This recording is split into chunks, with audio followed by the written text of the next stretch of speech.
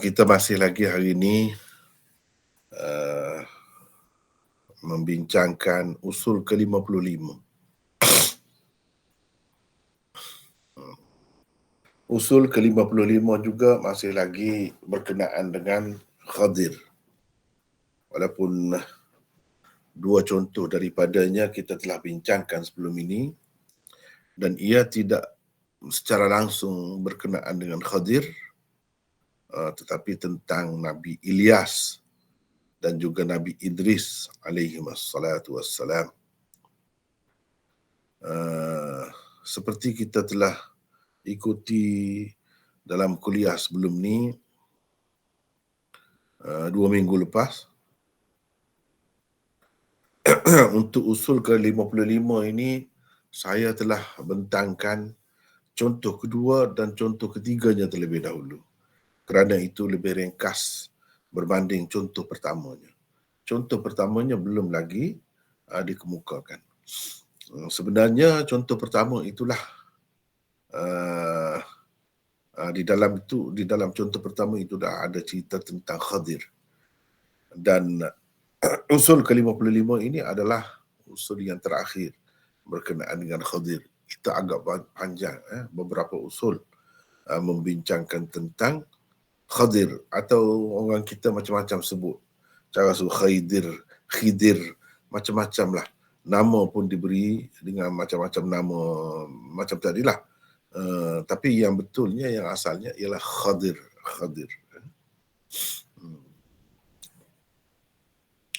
Kenapakah perbincangan tentang Khadir ini mengambil lebih banyak ruang, lebih banyak perbincangan? Kerana kita cuba bincang dari semua sudut. Dan ternyata di sepanjang sejarah ni, banyaklah fahaman-fahaman dan ajaran-ajaran sesat ini dikaitkan dengan Khadir yang dipercayai masih hidup. Sekiranya Khadir itu telah mati, ataupun macam mana, dah tak ada dah, itu dia tu termasuk dalam orang-orang zaman dahulu, zaman Nabi-Nabi dahulu, akan habis cerita. Tapi masalahnya sekarang ni tidak begitu.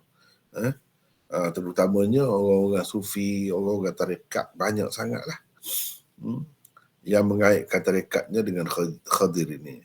Kononnya Khadir yang mengajarkan kepada guru mereka wirid-wirid tarekat mereka. Dan Khadir pesan itu ini macam-macam lah. Itu sebab kita cuba bincangkan dari semua sudut. Terbukti daripada perbincangan kita, daripada kalau kita perhatikan, sekejap ya. Ni usul ke-55. Saya rasa daripada nota 32 lagi. Usul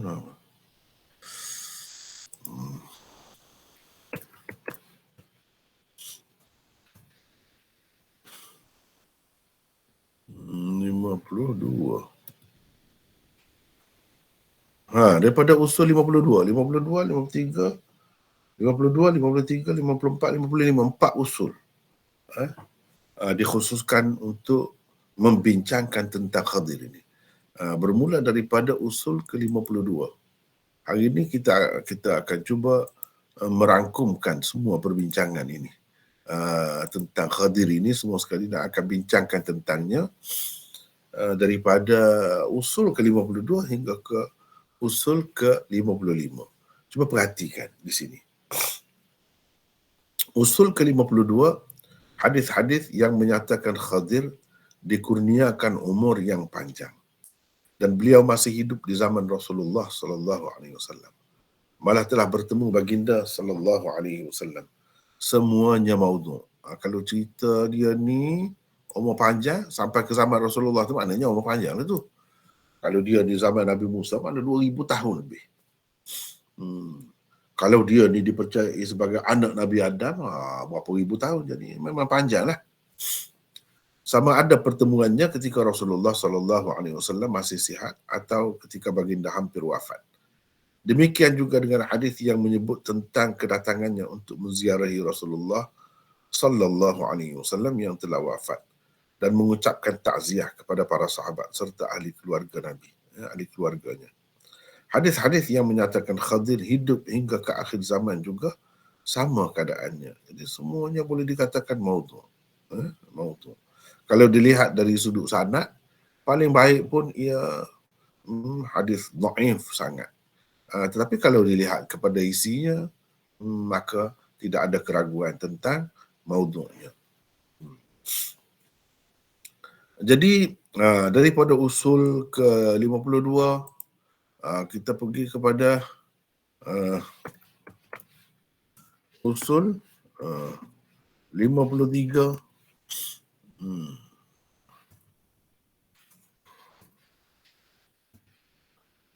Usul 52. Ni 52 ni nota 32. Ni ada 52 saja. 53 tak ada di sini. Dia ada dalam nota 33. Usul 53. Riwayat-riwayat yang menyatakan Nabi Ilyas atau Ilyasa dan Khadir masih hidup dan mereka dikatakan bertemu pada setiap tahun di tempat-tempat tertentu. Demikian juga pertemuan Khadir dengan Jibril, Mikail dan Israfil pada setiap hari Arafah, semuanya adalah maudhu'. Ini usul-usul. Bila kita jadikan usul ni, maknanya hadisnya tidak satu, ya, berkenaan dengan apa yang disebut tu. Hadisnya ada beberapa. Setengah-setengah tu banyak sangat. Walau bagaimanapun, mudah saja. Kalau kita bertemu dengan riwayat-riwayat yang macam ni, kita kena tolak tu lah. Kita kena faham bahawa semuanya maudhu'. Itu 53. Kalau 54 pula,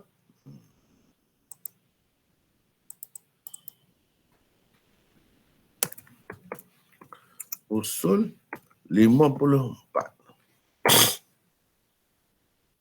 Iaitu riwayat-riwayat yang menyatakan Khadir pernah bertemu secara bersemuka dengan mana-mana sahabat.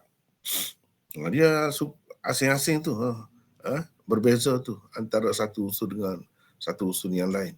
Ini bersemuka dengan mana-mana sahabat Nabi SAW. Atau mana-mana sahabat mendengar suaranya sahaja, tanpa nampak susuk tubuhnya. Tidak ada satu pun sahih. Semuanya maudhu'. Demikian juga dengan riwayat-riwayat dan hikayat-hikayat yang menyatakan Khadir pernah bertemu dengan imam-imam mujtahidin tertentu seperti Abu Hanifah dan tokoh-tokoh tertentu seperti Ibrahim At-Taimi dan lain-lain.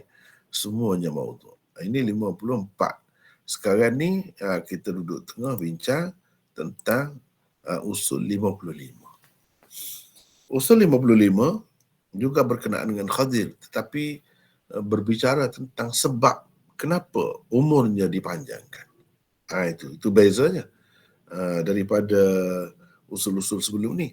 Sebab rupanya dalam hadis-hadis maudhu' atau riwayat-riwayat Israiliyat itu ada tersebut tentang sebab kenapa Khadir ataupun orang-orang tertentu, orang-orang lain itu dipanjangkan umur. Bukan saja-saja, dia ada latar belakangnya.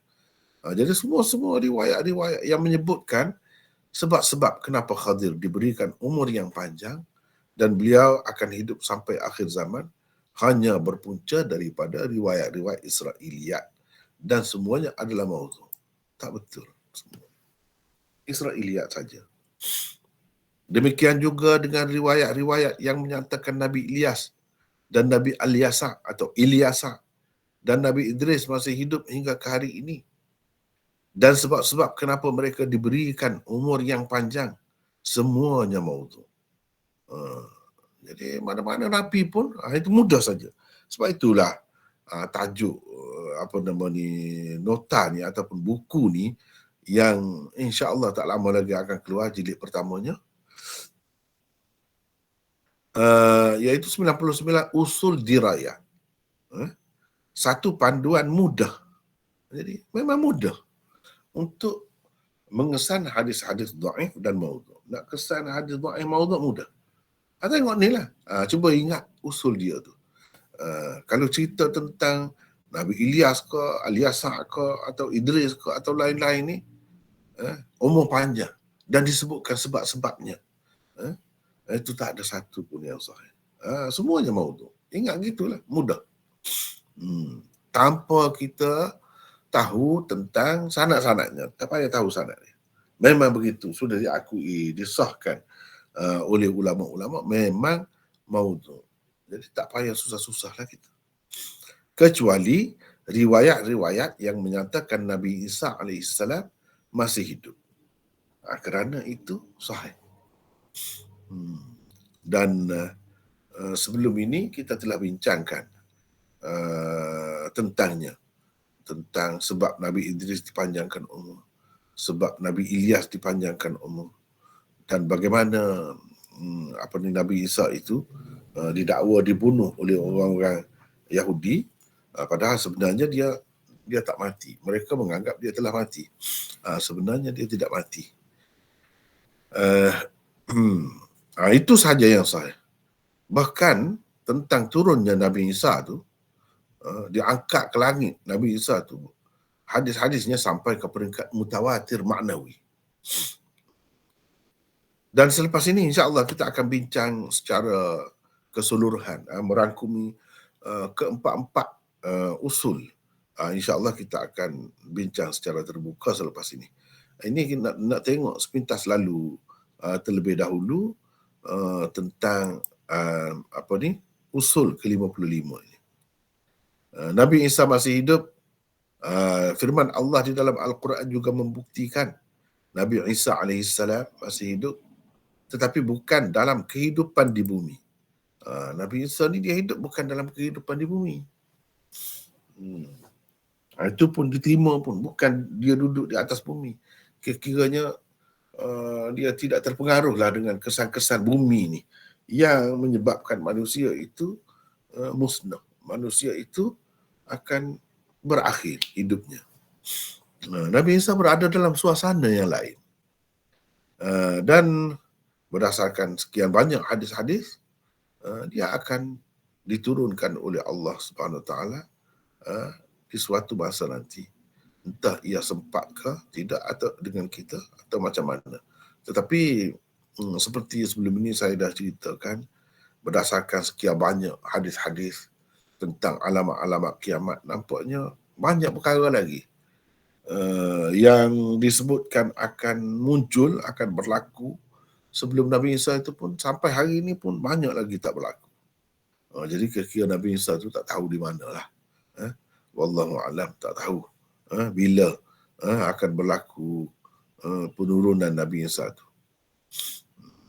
Dan kita telah bincangkan sebelum ini dua contoh, iaitu contoh kedua dan contoh ketiga. Sebab saya dah sebut pada masa itu, contoh pertamanya sangat panjang. Untuk nak terjemah sahaja tu pun penat. Bukan main penat. Sekejap ya.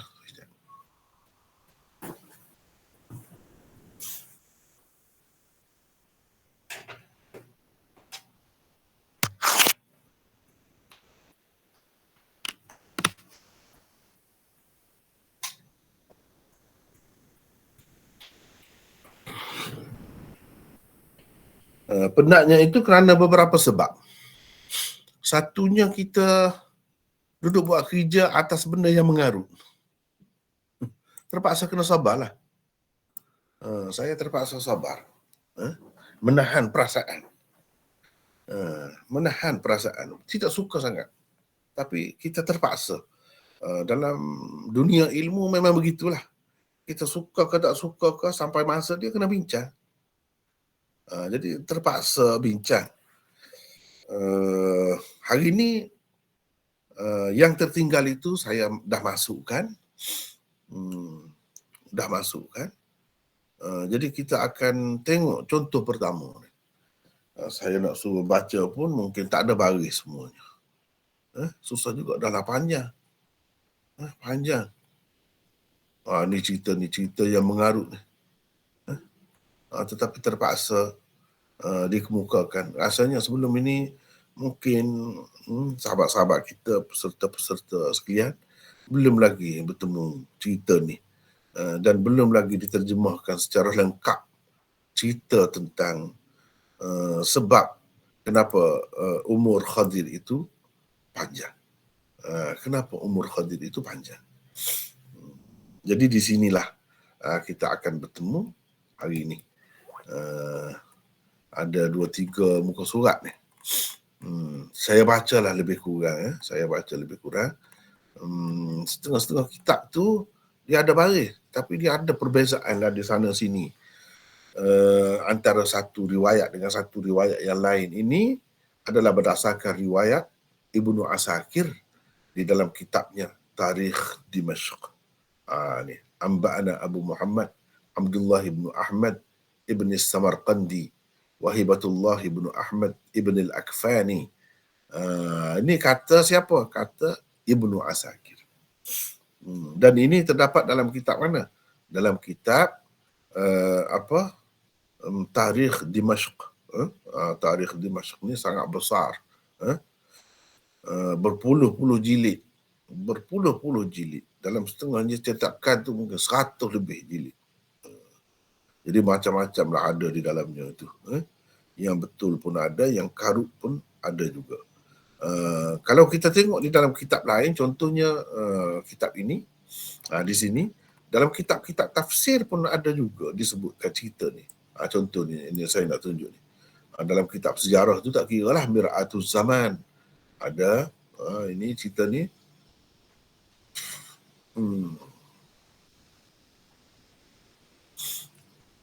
Kemudian Syarah Bukhari, Safiri, Al-Majalisul Wa'ziyah, ada juga sebut cerita ni.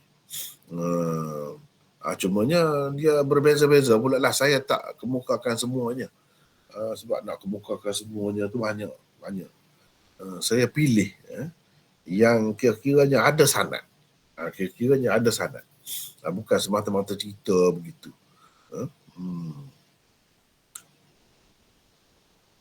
Ini pun satu cerita yang lain pula.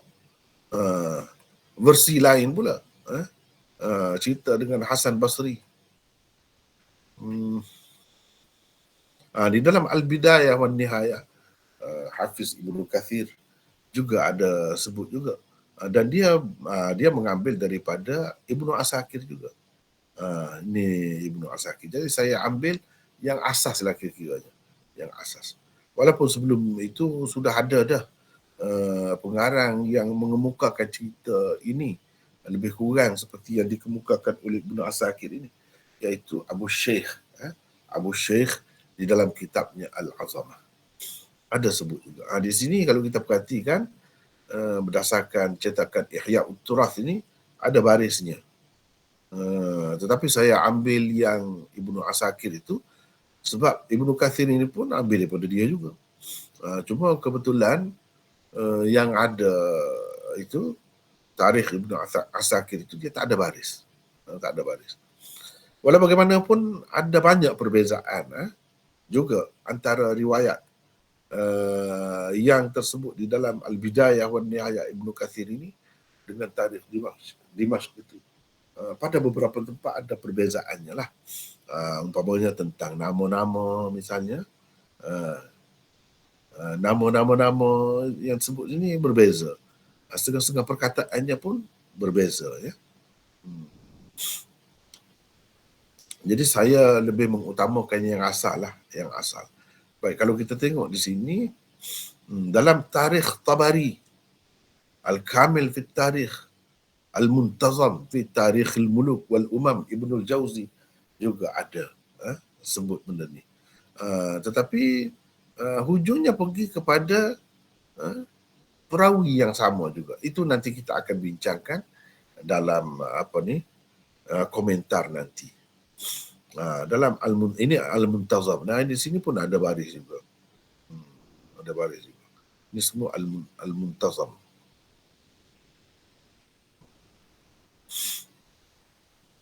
Memang karutlah.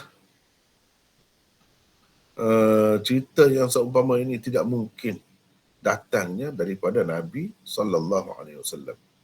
Ini dalam kitab lain pula. Di sini pula lain pula ceritanya Iskandar Zulkarnain ini. Kononnya di sini Iskandar Zulkarnain ini hidup sezaman dengan Nabi Ibrahim pula. Sedangkan dalam Ibnu Asakir itu menampakkan dia hidup di zaman selepas Nabi Musa. Selepas Nabi Musa. Jadi banyaklah perbezaan itu. Ini semua menunjukkan cerita ni sebenarnya cerita yang diada-adakan, tidak ada asasnya. Ini pun versi lain, banyak yang berbeza daripada yang kita kemukakan sebagai contoh pertama tu. Nak ceritanya banyak versinya. Ini Mir'atus Zaman.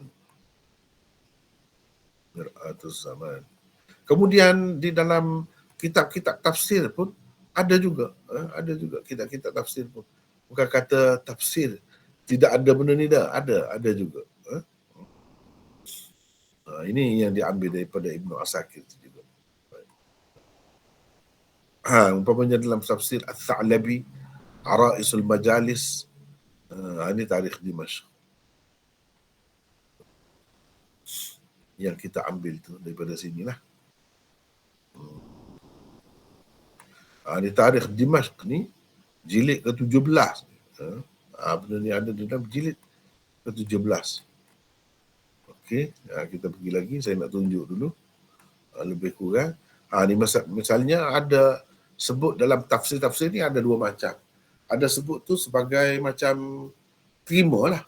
Ada yang sebut kerana nak kritik, nak cerita tentang kekarutannya, kepalsuannya. Umpamanya dalam tafsir Al-Qasimi yang terkenal, nama dia itu Mahasinut Ta'wil. Dia ada sebut. Abu Hayyan dalam tafsirnya ada sebut juga. Tetapi sebut pun macam-macam lah maksud masing-masing itu. Bukan bermakna sebut tu terus terima ya. Cuma dalam tafsir Baghawi ada sebut sedikit tentang benda yang kita nak bincang ni. Ni kata dia ni dalam tafsir Baghawi. Para ulama berbeza pendapat tentang Khadir ini sama ada masih hidup atau telah mati. Ada ulama mengatakan Khadir dan Ilyas dikatakan, ini sirah tamrid. Khadir dan Ilyas masih hidup dan mereka bertemu pada setiap musim haji. Ini kita telah bincang dah ada usul sebelum ni. Dan sebab hidupnya itu mengikut apa yang dihikayatkan, inilah yang kita kemukakan sebagai contoh yang pertama. Kerana dia telah minum dari air daripada mata air al-haya, ainil haya, mata air kehidupan. Ceritanya Zulkarnain masuk dalam satu kawasan gelap untuk mencari sumber ataupun mata air kehidupan itu. Dia nak kalau boleh kekal lama, hidup lama. Iskandar Zulkarnain. Jadi dalam cerita tu Khadir ini dilantik sebagai ketua pasukan tentera yang berada di hadapan. Jadi akhirnya Khadir menemui mata air itu. Dia berhenti di situ, dia mandi, dia ambil wuduk dan dia minum airnya. Itu cerita. Adapun Iskandar tak dapat. Zulkarnain dia tersalah jalan, dia tak dapat benda ni. Ini ada sebut di dalam tafsir Baghawi. Tafsir Ibnu Atiyah pun ada sebut juga. Tetapi sebut itu untuk mengkritik. Tafsir Abi Sa'ung pun ada sebut juga tentang perkara ini. Tetapi itu pun untuk mengkritik juga.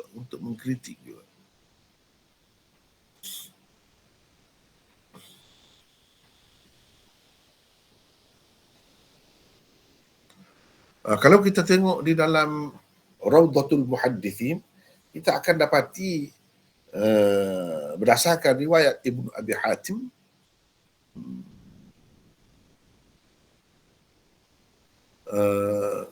Ainul Hayat ini terletak dalam perjalanan Nabi Musa berangkat dengan muridnya untuk pergi mencari Khadir. Itu ceritanya. Jadi dia berhenti di satu tempat tu, ikan yang dimakan tu terkena air yang mengalir daripada mata air di situ.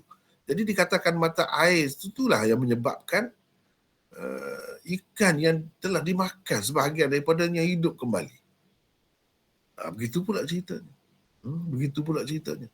Jadi kira-kiranya Khadir telah dapat di situ. Tidak perlu Khadir ni pergi sebagaimana nanti kita akan baca nanti dalam riwayat contoh pertama tu, pergi jauh sampai 12 tahun.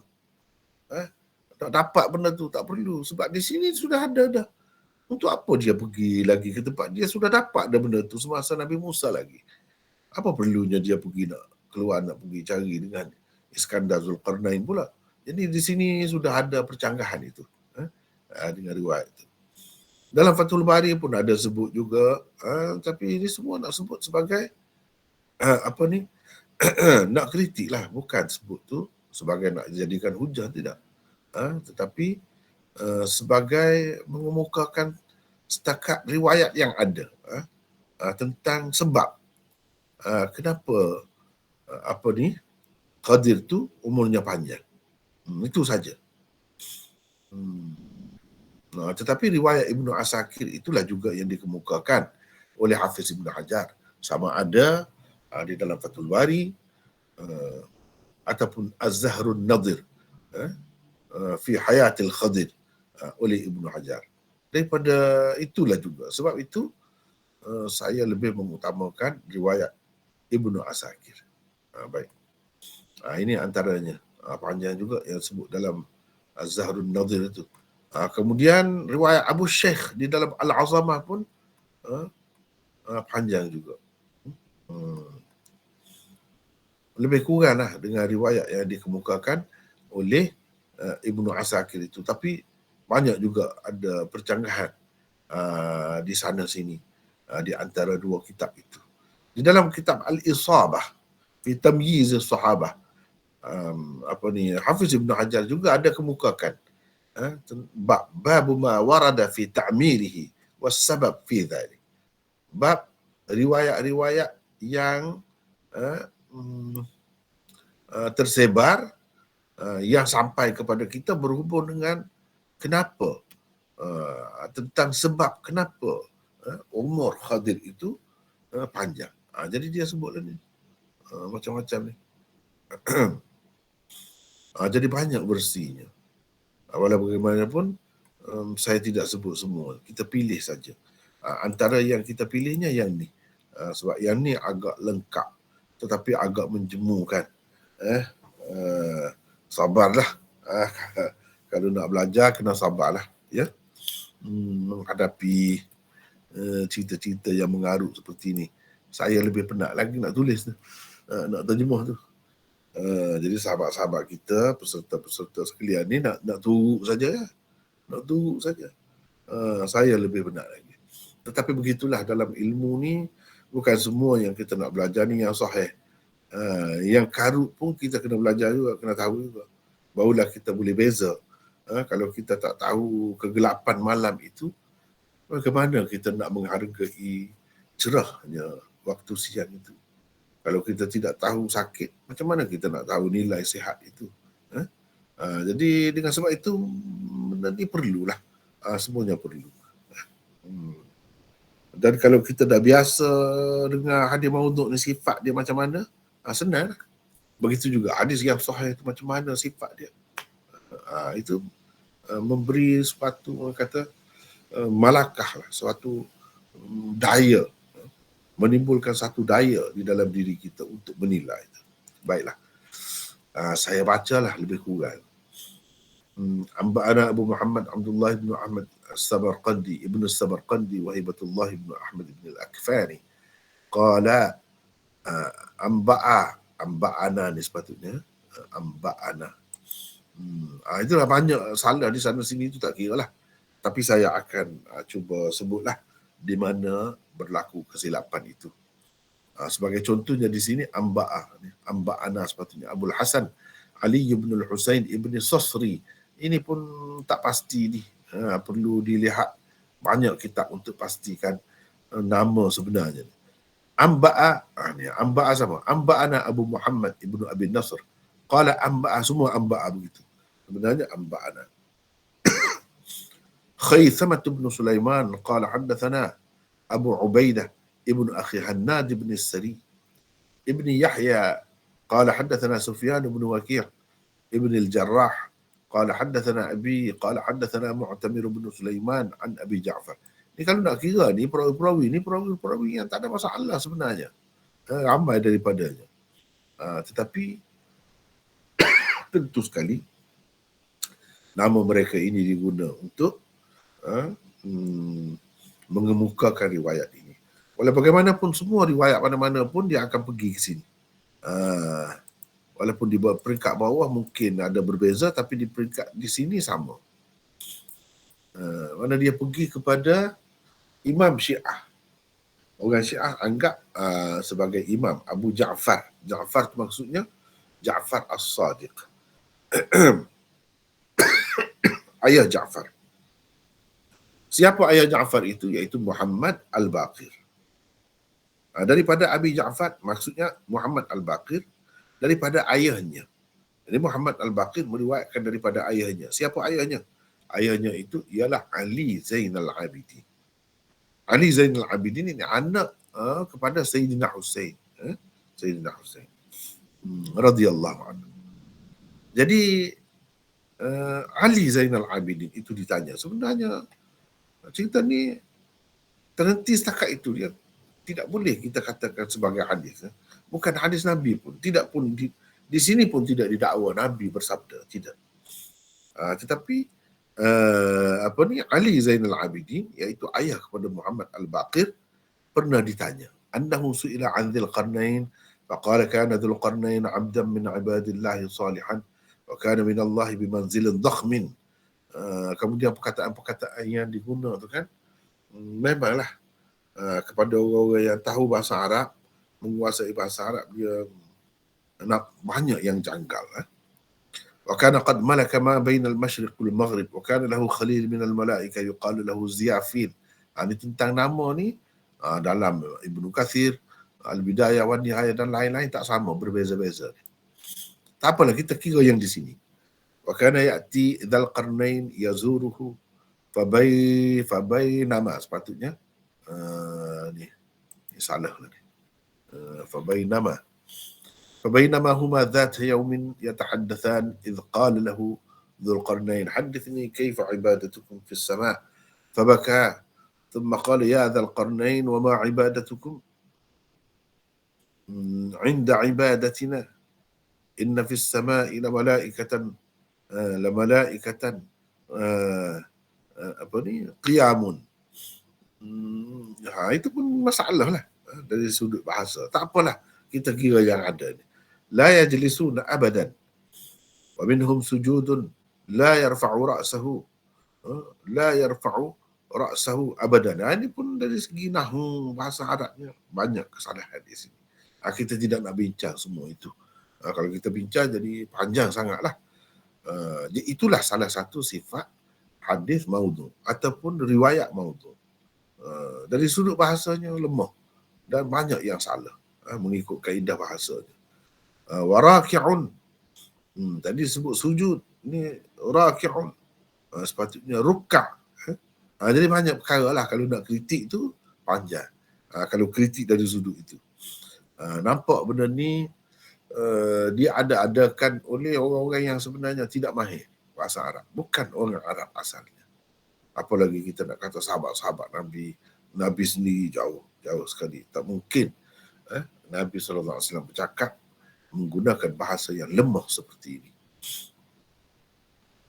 Aw rafi'un wajhahu la yatrafu syakhisan abadan wa yaqulun subhanal malikil quddus rabbil malaikati war ruh rabbi ma abadnaka haqqa ibadatik fabaka Dzul Qarnain bukaan syadidan. ثم قال يا زيافيل إني أحب أن أعمر حتى أبلغ عبادة ربي حق طاعته. Qala wa tuhibbu dhalik. Jadi ini dalam kitab asal ni tak tahu tanda tanya di mana. Kena pandai-pandai orang yang membaca lah. Di situ ada tanda tanya. Wa tuhibbu dhalik ya Dzal Qarnain? Qala na'am. Qala Ziyafil fa inna lillahi ainun tusamma. Ni banyaklah kesilapan. Fa inna lillahi sepatutnya ainan, bukan ainun. Banyaklah kesilapan itu. Tusamma عين الحياة من شرب منها شربة لم يمت أبدا حتى يكون هو الذي يسأل ربه الموت. قال ذو القرنين فهل تعلمون أنتم موضع ذلك العين؟ قال زيافيل لا غير أن نتحدث في السماء أن لله في الأرض ظلمة لم يطأها إنس ولا جان فنحن نظن أن العين في تلك الظلمة. فجمع ذو القرنين علماء أهل الأرض وأهل دراسة الكتب وآثار النبوة فقال أخبروني هل وجدتم في كتاب الله وفيما عندكم من أحاديث الأنبياء والعلماء قبلكم أن الله وضع في الأرض عينا سماها عين الحياة؟ قالوا لا. قال ذو القرنين فهل وجدتم فيها أن الله وضع في الأرض ظلمة لم يطأها إنس ولا جان؟ قالوا لا. قال عالم منهم أيها الملك لما تسأل عن هذا؟ قال فأخبره بما قال له زيافيل فقال له أيها الملك إني قرأت وصية آدم ووجدت فيها أن الله وضع في الأرض ظلمة لم يطأها إنس ولا جان. قال ذو القرنين فأين وجدتها من الأرض؟ قال وجدتها عند قرن الشمس. فبعث ذو القرنين فحشر الفقهاء والأشراف والملوك والناس ثم سار يطلب مطلع الشمس فسار إلى أن بلغ طرف الظلمة 12 سنة 12 tahun perjalanan. فأما الظلمة فليست بليل وهي ظلمة تفور مثل الدخان فعسكر ثم جمع علماء أهل عسكري فقال لهم إني أريد أن أسلك هذه الظلمة. فقالوا أيها الملك قد كان قبلك من الأنبياء والملوك لم يطلبوا هذه الظلمة قبل أن تطلبها فإن نخاف أن ينبعق عليك أمر تكرهه ويكون فيه فساد أهل الأرض. قال ذو القرنين ni saya sambil baca ni saya tidak sebut ni di mana kesilapan. Kalau nak sebut banyaklah. Qala Dzul Qarnain la budda min an aslukaha fakharrat al-ulama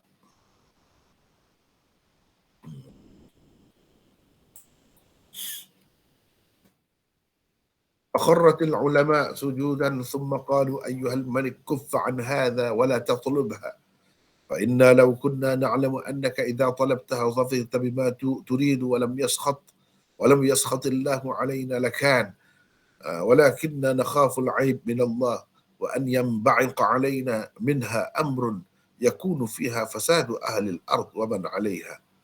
قال ذو القرنين إنه لا بد من أن أسلكها. فقالوا فشأنك أو فشأنك. قال فأخبروني أي الدواب أبصر؟ قالوا البكارة.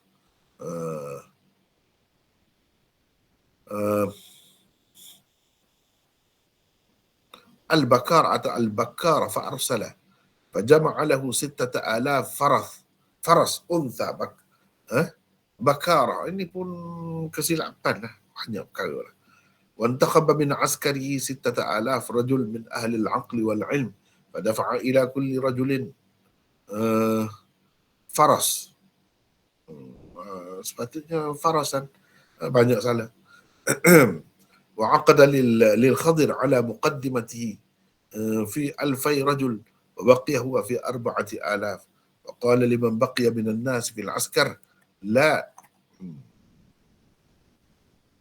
تبرحوا من عسكركم 12 سنة فإن نحن رجعنا إليكم وإلا فارجعوا إلى بلدكم.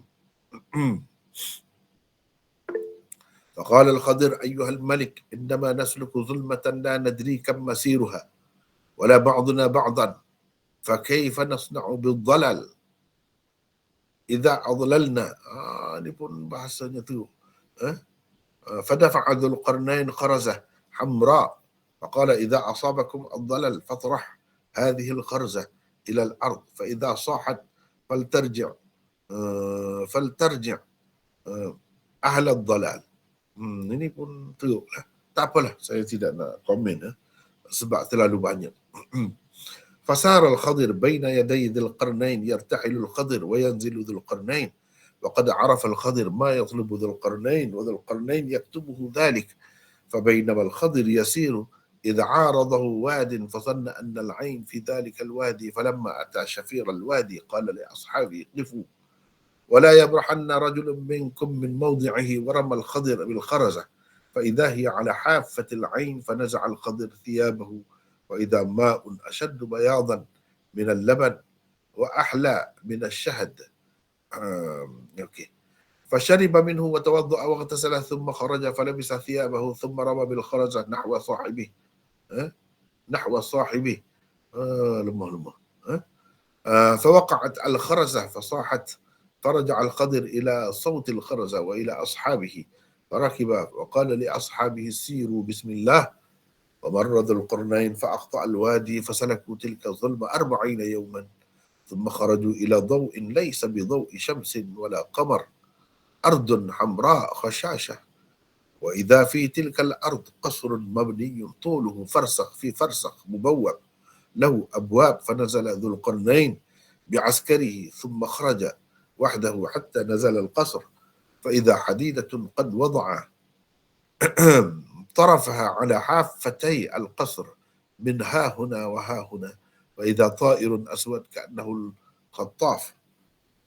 الخطاف مزموما بأنفه إلى الحديدة معلق بين السماء والأرض فلما سمع الطائر خشخشة ذي القرنين قال من ذا؟ قال ذو القرنين. قال الطائر أما كفاك ما وراءك حتى وصلت إلي يا ذا القرنين حدثني. قال سل عما شئت. قال هل كثر بنا الجص هل كثر بنا ni bina sepatutnya ni adalah yang kita boleh kata ini silap cetak, tak jadi masalah yang macam ni, tapi banyak yang memang silap. Wal ajur qala na'am qala fantafadha intifadha thumma intafakha ثلث الحديثة ثم قال يا ذا القرنين أخبرني قال سل قالها هل كثرت شهادات الزور في الأرض. Di sini pun ini poin ni saya tak sebut. Saya tak sebut dalam komentar, sepatutnya disebut. Sebab dia tanya adakah telah banyak kesaksian-kesaksian palsu di bumi, seolah-olahnya mereka tidak berada di bumi ini. Padahal jelas masih di bumi. Itu sudah bercanggah. Qala na'am. Qala fantafadha at-ta'ir thumma intafaqa hatta mala'a thuluthai al-hadida. ثم قال يا ذا القرنين أخبرني هل كثرت المعازف في الأرض. قال نعم. فانتفض الطائر ثم انتفخ حتى ملأ الحديدة وسد ما بين جداري القصر ففرق ذو القرنين فرقا شديدا فقال الطائر يا ذا القرنين لا تخف حدثني. قال سل. قال هل ترك الناس شهادة أن لا إله إلا الله بعد. قال لا. فانتفض الطائر ثلاثا ثم قال حدثني. قال سل. قال هل ترك الناس صلاة المكتوبة بعد. قال لا. ini pun cara penggunaan yang pelik.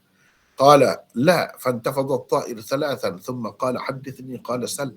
قال ترك الناس الغسل من الجنابة بعد. قال لا. قال فعاد الطائر كما كان ثم قال يا ذا القرنين أسألك الدرجة إلى أعلى القصر فسلك هذا القرنين وهو خائف حتى إذا استوى على صدر الدرجة إذا سطح ممدود وإذا عليه رجل نائم. Ini pun saya dah tengok di tempat lain, bukan naimun tetapi qaimun. Ini boleh kita kata silap cetak lah. Au syabbahahu birrajul. Ini pun lemah ni ayat ni. Syab alaihi thiyabun bayad. Dalam setengah-setengah kitab itu disebut thiyabun bid. Itu yang betul. Rafi'un wajhahu ila as-sama' wadi'un yadahu ala fih. Falamma sami'a hissa dhil qarnain qala man hadha. قال أنا ذو القرنين. قال فمن أنت. قال أنا صاحب الصور. قال فما لي أراك واضعا يدك على فيك رافعا وجهك إلى السماء.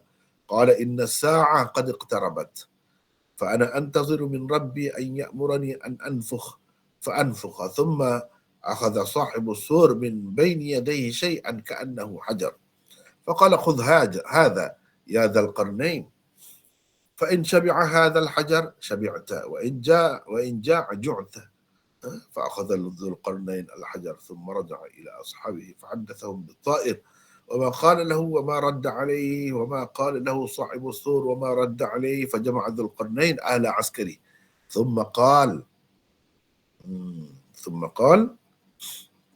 أخبروني عن هذا الحجر ما أمره فأخذ العلماء كفتي الميزان فوضعوا الحجر في إحدى الكفتين ثم أخذوا حجرا مثله فوضعوه في الكفة الأخرى فإذا الحجر الذي جاء به ذو القرنين يميل بجميع ما وضع معه حتى وضعوا معه 1000 حجر فقال العلماء أيها الملك انقطع علمنا دون هذا أسحر هذا أم علم ما ندري ما هذا والخضر ينظر ما يصنعون وهو ساكت فقال ذو القرنين للخضر هل عندك علم من هذا قال نعم فأخذ الميزان بيده وأخذ الحجر الذي جاء به ذو القرنين فوضعه في إحدى الكفتين ثم أخذ حجرا من تلك الحجارة مثله فوضعه في الكفة الأخرى ثم أخذ كفا من تراب فوضعه مع الحجر الذي جاء به ذو القرنين فاستوى فخر العلماء سجدا فقالوا سبحان الله إن هذا العلم ما نبلغه فقال ذو القرنين للخضر فأخبرنا ما هذا فقال الخضر أيها الملك إن سلطان الله قاهر لخلقه وأمره نافذ فيهم وإن الله ابتلى خلقه بعضهم ببعض فابتلى العالم بالعالم والجاهل بالجاهل وابتلى العالم بالجاهل والجاهل بالعالم itu sebetulnya. Dalam kitab lain pun disebut begitu. Ini kita boleh kira sebagai silap cetak lah. والله ابتلاني بك وابتلاك بي فقال له ذو القرنين حسبك قد أبلغت فأخبرني قال أيها الملك هذا مثل ضربه لك صاحب السور إن الله سيب لك البلاد وأوطأك منها ما لم يؤطي أحدا فلم تشبع وأبت نفسك إلا شرحا حتى بلغت من سلطان الله ما لم يبلغه أحد ولم يطلبه إنس ولا جان فهذا مثل ضربه لك صاحب السور وأن ابن آدم لن يشبع أبدا دون أن يحثى عليه التراب فبكى ذو القرنين ثم قال صدقت يا خضر في ضرب هذا المثل لا جرم لا أطلب أثرا في البلاد بعد مسيري هذا حتى أموت ثم ارتحل ذو القرنين راجعا حتى إذا كان في وسط الظلمة لقي الوادي الذي كان فيه الزبرجد فقال الذي معه أيها الملك ما هذا تحتك وسمعوا خشخشة تحتهم فقال ذو القرنين خذوا فإنه من أخذ ندم ومن ترك ندم فأخذ الرجل منه الشيء بعد الشيء وترك عامتهم فلم يأخذوا شيئا فلما خرجوا إذا هو زبرجد فندم الآخذ والتارك ثم رجع ذو القرنين إلى دومة الجندل وكان منزله بها فقام بها حتى مات قال أبو جعفر ini cerita di sini ni sepatutnya kita titik. قال أبو جعفر كان رسول الله صلى الله عليه وسلم يقول يرحم الله أخي ذا القرنين لو ظفر بالزبرجد في مبدئه ما ترك منه شيئا حتى يخرجه إلى الناس لأنه كان راغبا في الدنيا ولكنه ظفر به وهو زاهد في الدنيا لا حاجة له فيها. Panjang, barulah habis. Barulah habis. Nak habis. Penat ya. Macam mana hadirin dan hadirat sekalian, tak penat? Saya takut apa ni dah terlena setengah tu dengar. Lama sangat baca tu, panjang sangat. Tak letih kau, tak mengantuk kau dengar tu? Tak ada. Tak ada, alhamdulillah. Okey, tak apa, dengarlah, dengar. Seterusnya kita nak terjemah ni. Ini terjemahan yang kita baca tadi.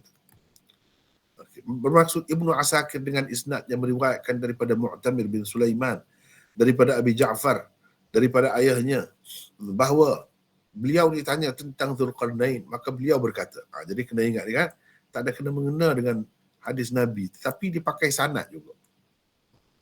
Dan dikaitkan dengan anak cucu Rasulullah sallallahu alaihi wasallam. Maka beliau berkata, Dzulqarnain adalah seorang hamba Allah yang soleh. Dia mempunyai kedudukan yang besar di sisi Allah.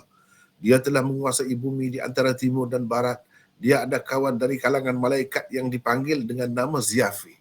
Dia ada kawan malaikat. Ziyafil selalu mengunjungi Dzulqarnain. Pernah pada suatu hari ketika mereka sedang berbincang-bincang, tiba-tiba Dzulqarnain berkata kepadanya, ceritakan kepadaku bagaimana ibadat kamu di langit. Mendengar pertanyaan itu, Ziyafil terus menangis. Malaikat menangis. Kemudian berkata, wahai Dzulqarnain, apalah ibadat kamu dibandingkan dengan ibadat kami? Sesungguhnya di langit ada malaikat yang sentiasa berdiri. Mereka tidak duduk sama sekali. Ada yang sentiasa sujud dan tidak mengangkat kepalanya sama sekali. Ada yang berkeadaan rukuk dan tidak mengangkat kepalanya, yakni berdiri sama sekali. Ada yang memandang ke atas dalam keadaan matanya tidak berkelip atau tidak berkedip sama sekali.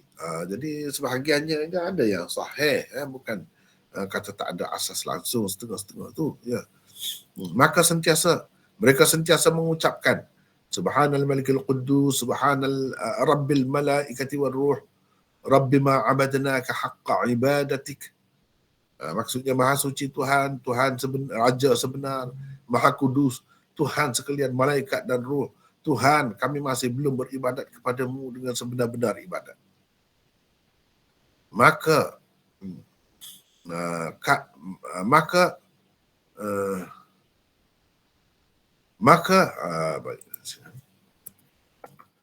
menangis berderai-derailah Dzulqarnain. Dzulqarnain menangis sungguh. Dengan penuh perasaan menangis.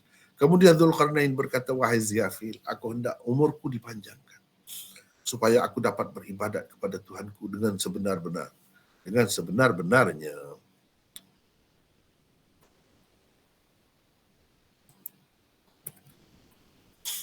Kata Ziyafil, engkau mahu begitukah, wahai Dzulqarnain? Jawab Dzulqarnain, ya. Maka berkata Ziyafil, sesungguhnya Allah ada mata air. Ia dipanggil mata air kehidupan, Ainul Hayat. Sesiapa minum seteguk sahaja daripadanya, dia tidak akan mati selama-lamanya, sehingga dia sendirilah yang meminta kematian kepada Tuhan. Ini cerita, ini puncanya. Khadir itu panjang umur. Kata Dzulqarnain, kamu tahukah di mana tempat mata air itu? Jawab Ziyafil, tidak. Mana dengan pasti. Cuma kami di langit selalu berbicara bahawa Allah ada satu kawasan gelap di bumi. Tempat itu tidak pernah dipijak baik oleh manusia maupun jin. Kami rasa mata air itu ada di kawasan gelap tersebut. Dzulqarnain pun mengumpulkan sekalian saintis di bumi dan para pengkaji kitab-kitab dan kesan-kesan peninggalan para nabi. Beliau bertanya mereka, pernahkah kamu temui di dalam kitab Allah hadis-hadis para nabi yang ada padamu atau penemuan para saintis sebelummu bahawa Allah mempunyai satu mata air di bumi yang dinamakan mata air kehidupan? Mereka menjawab, tidak pernah. Dzulqarnain terus bertanya, pernahkah kamu temui di dalam kitab Allah hadis-hadis para nabi yang ada padamu atau penemuan para saintis sebelummu bahawa Allah mempunyai satu kawasan gelap di bumi yang tidak pernah dipijak baik oleh manusia maupun jin? Jawab mereka, tidak pernah. Lalu ada seorang alim di antara mereka bertanya, Tuanku, kenapa Tuanku bertanya tentang perkara ini? Maka Dzulqarnain menceritakan apa yang telah diceritakan kepadanya oleh Ziyafil. Lalu orang alim itu berkata, sesungguhnya aku ada terbaca wasiat Adam. Wasiat Adam. Di dalamnya tertulis bahawa Allah menjadikan satu kawasan gelap di bumi yang tidak pernah dipijak baik oleh manusia maupun jin. Dzulqarnain bertanya, di mana terletak kawasan itu? Jawab orang alim, ia terletak dekat tanduk matahari. Maka Dzulqarnain menghantar orang-orang suruhannya supaya mengumpulkan para fuqaha, bangsawan, raja-raja dan orang ramai. Kemudian beliau berangkat menuju ke tempat naik matahari. Beliau berjalan terus sehingga sampai ke tepi kegelapan selama 12 tahun. Perjalanan dia mengambil masa 12 tahun. Kegelapan itu bukanlah seperti kegelapan malam. Ia adalah kegelapan yang membuak-buak seperti asap. Sesampai di situ, barulah beliau berhenti dan berkumpullah semua pasukan tenteranya. Di situ Dzulqarnain mengumpulkan para ulama dan saintis daripada setiap kumpulan tenteranya. Lalu beliau berkata kepada mereka, aku hendak meredah kegelapan ini. Maka berkatalah mereka, Tuanku, sebelum Tuanku belum ada lagi nabi atau raja yang mencari kegelapan ini. Kami bimbang Tuanku akan ditimpa sesuatu yang tidak diingini dan akan berlaku kerosakan kepada penduduk bumi kerananya.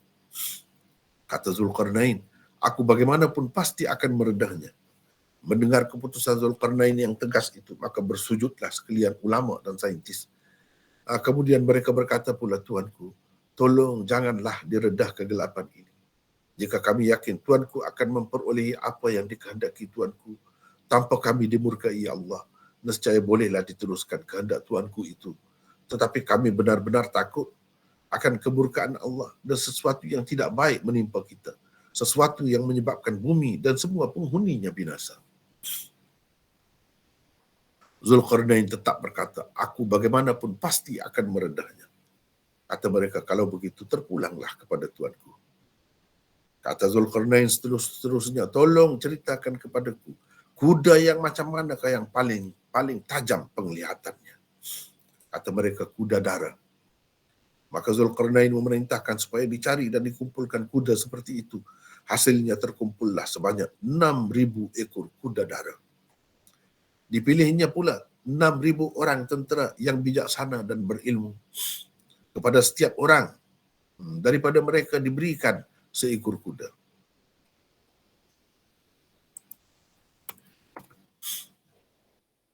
Ekor kuda dara. Beliau melantik Khadir. Ini cerita Khadir ni. Sebab ini semua ni dibawa usul tentang Khadir. Di sini terbit cerita Khadir. Macam mana dia nak dapat tu.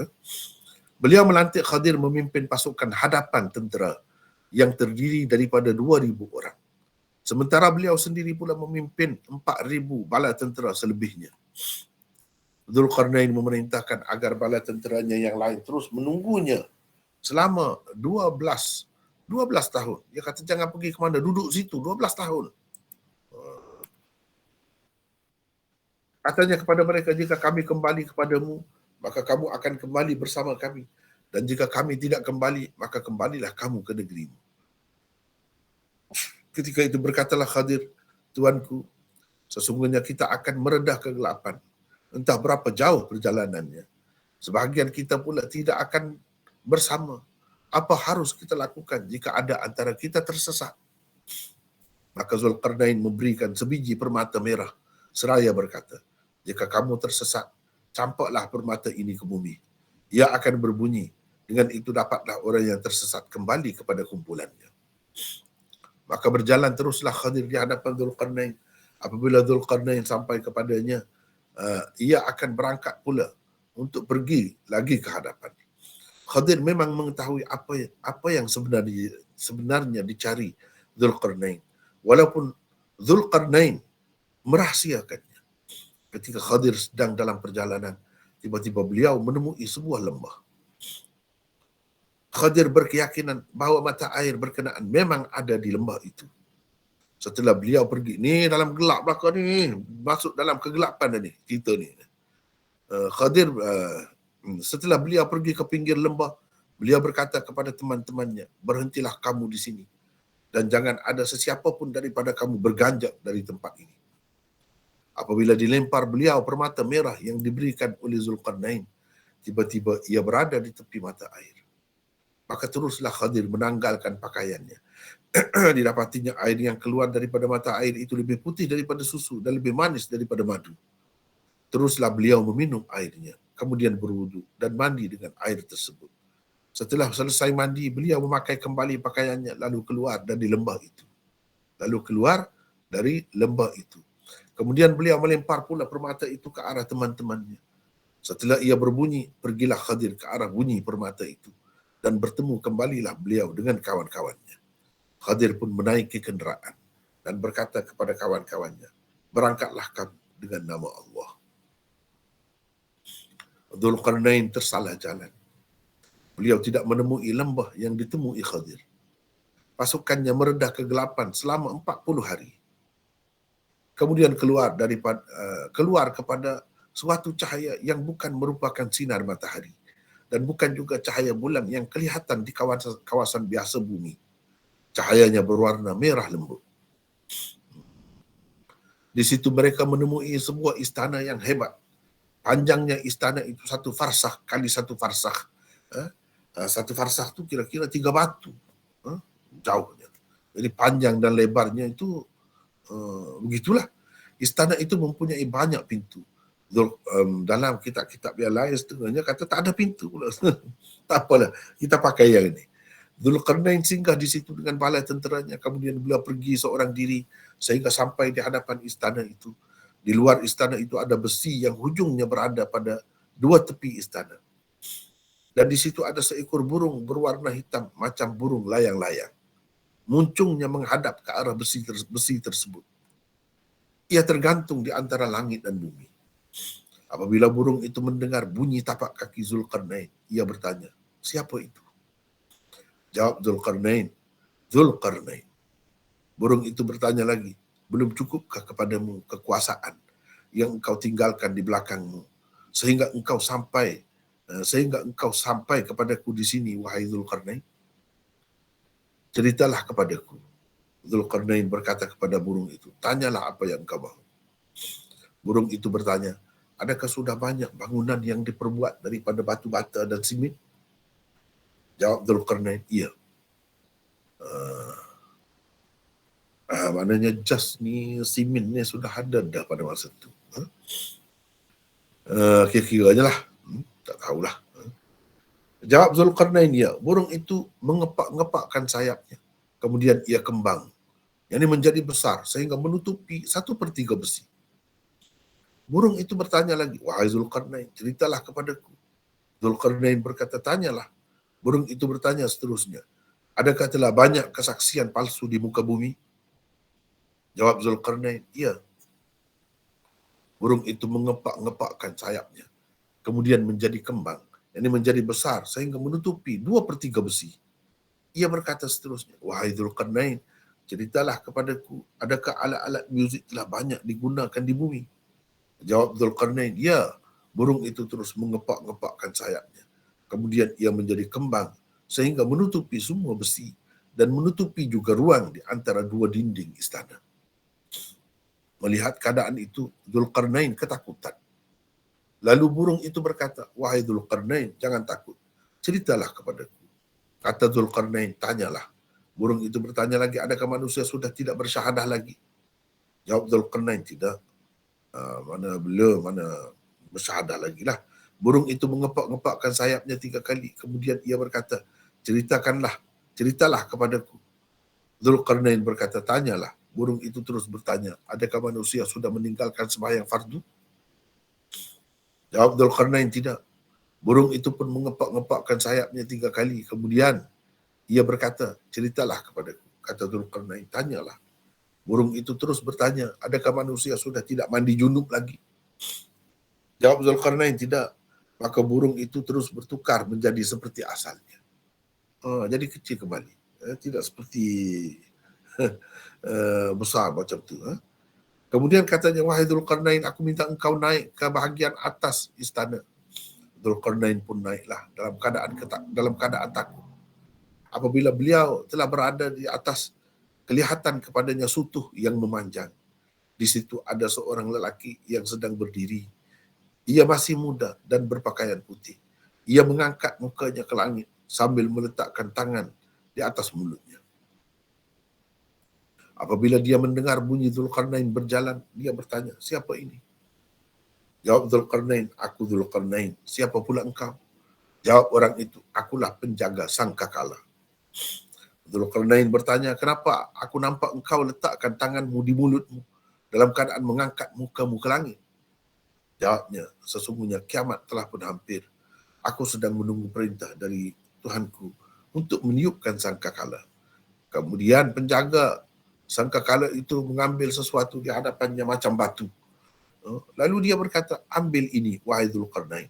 Bila batu ini kenyang, engkau akan kenyang. Dan bila ia lapar, engkau akan lapar. Dzulqarnain pun mengambillah batu itu, kemudian kembali kepada tentera-tenteranya. Beliau menceritakan kepada mereka tentang burung itu, apa yang burung itu kata kepadanya dan apa jawapan balasnya. Beliau menceritakan juga apa yang dikatakan oleh penjaga sangkakala dan apa jawapan beliau padanya. Saya tidak suruh pula peserta kita, mana-mana peserta kita baca ni. Sebab saya tahu dah kalau baca mungkin lambat. Saya baca sendiri lagi cepat. Sebab saya sudah lalu dah. Jadi penat, masa pun ambil masa. Saya baca cepat-cepat lagi. Dzulqarnain pun mengumpulkan sekalian bala tenteranya, kemudian beliau berkata, tolong beritahu kepadaku tentang batu ini. Apa ceritanya? Para ulama pun mengambil 2 daun neraca. Mereka letakkan batu itu pada salah satu daun neraca dan mengambil batu lain sebesar batu itu. Lalu meletakkannya pada daun neraca yang satu lagi. Batu yang dibawa oleh Dzulqarnain itu ternyata lebih berat berbanding batu-batu lain yang diletakkan pada daun neraca yang satu lagi. Sehingga mereka menambahkan 1000 ketul lagi batu. Batu yang diberikan kepadanya itu tetap lebih berat. Ketika itu berkatalah para ulama, Tuanku, ilmu kami sudah habis.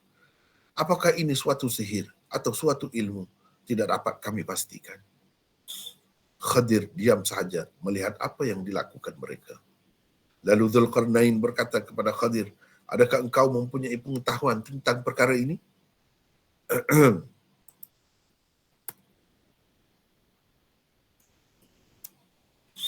Jawab Khadir, ya. Khadir pun memegang neraca itu dengan tangan. Diletaknya pada satu daun neraca, batu yang dibawa oleh Dzulqarnain. Kemudian beliau mengambil satu batu lain, lebih kurang sama besarnya dengan batu yang dibawa oleh Dzulqarnain. Lalu diletaknya pada daun neraca yang satu lagi. Kemudian beliau mengambil secedok tanah. Lalu diletakkan tanah itu bersama batu yang dibawa oleh Dzulqarnain. Ketika itu menjadi samalah kedua-dua daun neraca. Maka bersujudlah sekalian ulama sambil berkata, Subhanallah, ini betul-betul ilmu. Ilmu kami tidak sampai ke situ. Dzulqarnain pun berkata kepada Khadir, ceritakan kepada kami apa rahsia dan artinya. Maka Khadir menerangkan, katanya, Tuanku, sesungguhnya kekuasaan Allah itu mengalahkan segala kuasa makhluknya. Dan perintahnya pula berlaku terhadap sekalian makhluknya. Sesungguhnya Allah menguji sebahagian makhluknya dengan sebahagian yang lain. Diujinya orang alim dengan orang alim. Orang jahil dengan orang jahil. Diujinya juga orang alim dengan orang jahil. Dan orang jahil dengan orang alim. Sebagaimana Allah mengujiku denganmu, Dia juga mengujimu denganku. Lantas Dzulqarnain berkata, cukuplah apa yang engkau katakan itu. Beritahulah kepadaku cerita sebenarnya. Khadir terus berkata, Tuanku, ini adalah suatu perumpamaan yang dikemukakan oleh penjaga sangkakala itu untukmu. Sesungguhnya Allah telah memberikan kepadamu kuasa memerintah dunia. Diberikan kepadamu apa yang tidak diberikan kepada sesiapa pun. Tetapi engkau tetap tidak kenyang. Nafsumu tetap serakah. Sehingga engkau sampai kepada kekuasaan yang tidak ada sesiapa pun sampai kepadanya. Dan tidak ada manusia maupun jin menuntutnya. Ini adalah suatu perumpamaan yang dibuat oleh penjaga sangkakala itu untukmu. Bahawa anak Adam itu tidak akan kenyang sampai bila-bila. Sehingga ditimbuskan tanah ke atasnya. Maka menangislah Dzulqarnain. Kemudian beliau berkata, benar sekali katamu itu, wahai Khadir. Berhubung dengan perumpamaan itu, aku tidak akan mencari lagi kekuasaan selepas perjalananku ini sehingga aku mati. Kemudian Dzulqarnain berangkat pulang sehingga apabila beliau berada di tengah-tengah kegelapan ditemuinya lembah yang penuh dengan permata zabarjad. Orang-orang yang ada bersamanya berkata, Tuanku, apa di bawahmu ini? mereka mendengar bunyi sesuatu di bawah mereka. Maka kata Zulkarnain, ambillah, sesungguhnya orang yang mengambilnya akan menyesal dan orang yang tidak mengambilnya juga akan menyesal. Maka ada orang yang mengambil sedikit-sedikit sahaja, tetapi kebanyakan mereka tidak mengambil apa-apa. Bila mereka keluar dari kegelapan itu, mereka dapati ia adalah permata Zabarjad. Maka menyesallah orang yang mengambil dan yang tidak mengambil. Kemudian Zulkarnain kembali ke Dumatul Jandal. Di situ ada kediamannya. Beliau menetap di situ sehingga meninggal dunia. Habis ceritanya. Kemudian komen Abu Ja'far, yakni Muhammad Al-Baqir. Kata Abu Ja'far, yakni Muhammad Al-Baqir, Rasulullah SAW dikaitkan dengan Rasulullah pula di sini. Maknanya ceritanya ada juga dikaitkan dengan Rasulullah. Tetapi sanadnya tidak sampai pun kepada Rasulullah. Ini putus ni. Abu Ja'far dengan Rasulullah ni terlalu jauh. Hadis ini bukan seorang perawi yang gugur, tapi beberapa orang perawi gugur. Rasulullah SAW selalu bersabda, semoga Allah merahmati saudaraku Dzulqarnain. Kalaulah dia mendapat permata Zabarjad itu di permulaan pengembaraannya, tentu dia tidak meninggalkan sedikit pun daripadanya. Semua akan diambilnya dan dikemukakan kepada orang ramai. Kerana pada ketika itu, dia memang gemarkan dunia. Tetapi dia menemui permata Zabarjad itu ketika telah pun zahid terhadap dunia. Tiada lagi sedikit pun hajatnya kepada dunia. Habis itu. Itulah terjemahan kepada teks yang panjang dan cukup menjemukan. Penatnya saya tulis ini sehingga malam tadi saya panggil anak saya Muawiyah supaya tuliskan. Saya baca sambil tidur saja, terjemah sambil tidur. Dia tulis sampai habis. Penat saya. Penat tu sebab apa? Sebab kita pun bukan suka. Terpaksa. Saya bukan suka. Terpaksa. Jadi dia type cepat. Cepatlah sudah. Sebab kalau saya kena tengok sini, tengok banyak. Lambat. Tapi dengan dia tulis tu, lagi cepat sudah. Itulah lebih kurangnya terjemahan kepada 2-3 muka surat riwayat yang begitu panjang, tetapi cukup membosankan saya. Walaupun begitu saya paksa diri saya, sebab ini ilmu untuk disampaikan kepada hadirin dan hadirat, kepada peserta-peserta kita hari ini, hadirin dan hadirat dalam online lah maksudnya. Di hadapan saya tidak ada sesiapa pun sebenarnya, kecuali kita semua ni pada hakikatnya ada juga. Itulah cukup menjemukan. Benda ni ada di mana? Baik, kita tengok rujukannya. Oleh kerana saya ambil daripada tarikh Dimashq, itulah yang pertama, mula-mula sekali saya sebut, Ibnu Asakir. Dalam tarikh Dimashq, jilid 17, muka surat 346 sehingga 350. Ibnu Kathir dalam Al-Bidayah wan Nihayah. Dan seterusnya, sini baca sinilah. Ini semua ada dalam kitab ni. Ada. Baiklah. Oleh kerana masa pun tidak mengizinkan kita, dan kita nak cepat, kita tengok teruslah komentar. Riwayat yang dikemukakan sebagai contoh pertama ini tidak lebih daripada satu riwayat Israiliyat. Itu bendanya. Bila kita bertemu dengan sesuatu riwayat, sesuatu cerita, kena pasti dulu cerita ni masuk dalam cerita apa ni. Oleh kerana cerita zaman dahulu sebelum Nabi kita, maka puncanya tentu sekali riwayat-riwayat Israiliyat. Sanad yang tersebut di permulaannya adalah sanad Ibnu Asakir di dalam tarikh Dimashq. Tadi kan ada sanad, itu sanad Ibnu Asakir. Ada pun sanad orang lain, berbeza pula, lain pula. Tetapi sampai di atas tu sama juga. Dua sanad Abu Shaykh juga berakhir dengan Abu Ja'far, yakni Muhammad Al-Baqir, daripada ayahnya, yakni Ali Zainul Abidin, seperti sanad Ibnu Asakir. Kedua-duanya dikemukakan sebagai cerita Ali Zainul Abidin semata-mata. Ia tidak pernah diangkat sampai kepada Nabi SAW. Kerana itu tidak boleh sama sekali kisah tersebut dikaitkan dengan baginda SAW. Kecuali di peringkat akhir tadilah yang kita baca tadi kan. kata Abu Ja'far. Di sini dia mengaitkan dengan Rasulullah, sesoalan ceritanya diketahui oleh Rasulullah. Tapi tidak sepula disebut Rasulullah yang sebut semua sekali yang di atas tu. Cuma kesimpulan sahaja Rasulullah buat. Sesoalannya Rasulullah pun terima juga. Itulah sebabnya ini dijadikan sebagai contoh juga sebab ada kaitan dengan Rasulullah sallallahu alaihi wasallam. Padahal kalau kita tengok dari sudut sanad itu sudah terputus. Abu Ja'far itu tak sempat dengan Rasulullah, jauh walaupun anak cucu dia. Jangan ceritalah Syiah. Kalau Syiah dia tak jadi masalah sebab imam 12 ini tahu semua. Tak perlu berhubung bersambung sanad itu bagi dia.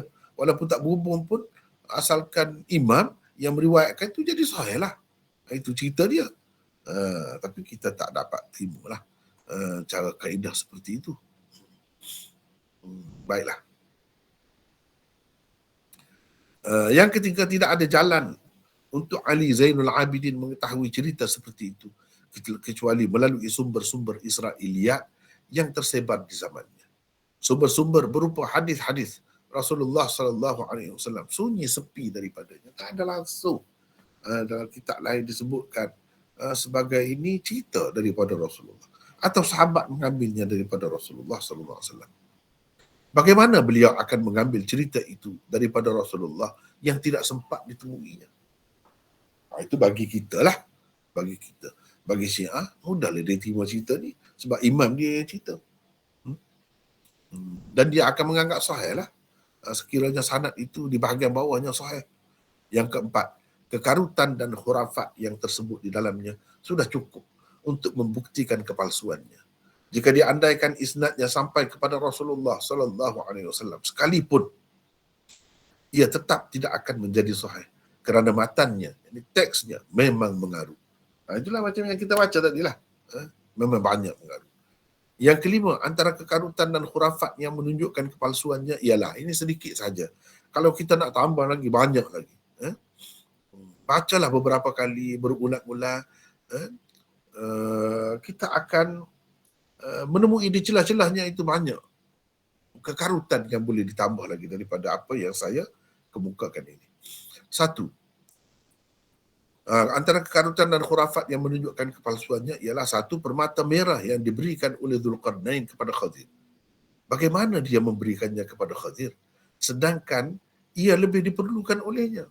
Ini ceritanya. Sebab dalam cerita ni, kalau kita pakai cerita ni, Khadir tahu, tetapi Dzulqarnain sebenarnya merahsiakannya. Dia tak bagi tahu. Dia tak bagi tahu. Dan dengan adanya permata merah tu, bukankah Khadir dengan melemparnya telah dapat sampai ke tepi mata air tu, dekat mata air tu. Kalaulah Dzulqarnain tetap pegang dengan dia, tetap pegang, jangan tidak bagi kepada orang lain, dialah kira-kiranya yang akan dapat. Kenapa dia bagi kepada Khadir? Ini suatu perkara yang tidak logik. Sebenarnya yang nak sangatnya ialah Dzulqarnain. Khadir itu kebetulan saja. Yang kedua, setelah menemui mata air kehidupan, kenapa Khadir tidak memberitahu kepada Dzulqarnain tentangnya? Sedangkan itulah yang dicari oleh Dzulqarnain. Dan Khadir memang tahu bahawa itulah maksud Dzulqarnain bersusah payah mengembara begitu lama. Bukankah itu menunjukkan khianatnya Khadir terhadap ketuanya? Jadi Khadir jadi orang bawah daripada Dzulqarnain. Sepatutnya dia kena setialah kepada ketuanya. Kenapa dia tidak bagi tahu? Kenapa dia tidak bagi tahu? Sedangkan perjalanan itu sudah mengambil masa lebih 12 tahun. Macam mana pula Dzulqarnain ini boleh meninggalkan urusan pemerintahannya dalam masa selama itu? Yang ketiga, pertanyaan burung ajaib tentang salat 5 waktu dan mandi junub itu memang karut. Kerana di zaman Dzulqarnain salat 5 waktu dan mandi junub belum lagi disyariatkan. Yang keempat, riwayat itu menyebutkan Dzulqarnain hanya seorang hamba Allah yang saleh. Beliau tidak pernah disebutkan sebagai salah seorang nabi. Riwayat-riwayat yang sahih juga tidak pernah menyebut beliau sebagai seorang nabi. Persoalannya ialah Bagaimana seorang manusia biasa, walaupun soleh, boleh bersahabat dengan malaikat? Ini persoalan. Boleh bersahabat, bukan bertemu saja, tak bersahabat. Duduk pergi mari, selalu berjumpa, mesra, begitu mesra. Selalu pula dikunjungi malaikat tertentu, Ziafil tadi. Keistimewaan yang diperoleh Zulkarnain itu tidak diperoleh Khadir sekalipun. Khadir pun tak dapat. Kalau kita tengok dalam cerita dia, Khadir tu nampak tidak penting sangat. Tidak hebat pun. Zulkarnain itu lebih hebat lagi. Walaupun beliau seorang Nabi. Jadi dah terbalik ni. Menurut kebanyakan ulama, Khadir itu Nabi. Jadi Nabi pun tak dapat macam tu. Ini kalau kita kaitkan dengan Khadir, yang semasa dengan dia, bersama dia. Apa lagi kalau kita tengok kepada Nabi-Nabi yang lain pun tak dapat benda macam ni. Tak pernah sampai begitu mesra dengan malaikat itu. Nabi-Nabi yang lain juga tidak pernah dikurniakan keistimewaan seperti itu. Yang keenam, berdasarkan riwayat ini, Khadir rupa-rupanya dikurniakan umur yang panjang hingga ke akhir zaman kerana telah meminum air daripada mata air kehidupan itu. Inilah alasan orang-orang yang menerima Khadir masih hidup hingga ke hari ini, bahkan hingga ke akhir zaman. Kalau kita tanya, apa dalil dia? Macam mana? Apa sebab dia panjang umur? Inilah cerita, tak ada dah yang lain. Tak ada dah yang lain. Sedangkan cerita ini berpunca daripada riwayat Israiliyat yang karut-marut.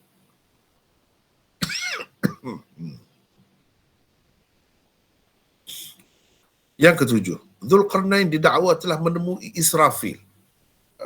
Dan penjaga sangkakala tu kan, Israfil. Penjaga sangkakala yang telah menjelma sebagai seorang manusia yang muda, berpakaian putih. Adakah seorang manusia yang bukan Nabi boleh bertemu dengan malaikat Israfil dan boleh bercakap-cakap pula dengannya sebegitu rupa? Ini satu perkara yang pelik. Pelik. Khadir pun tak dapat yang ni.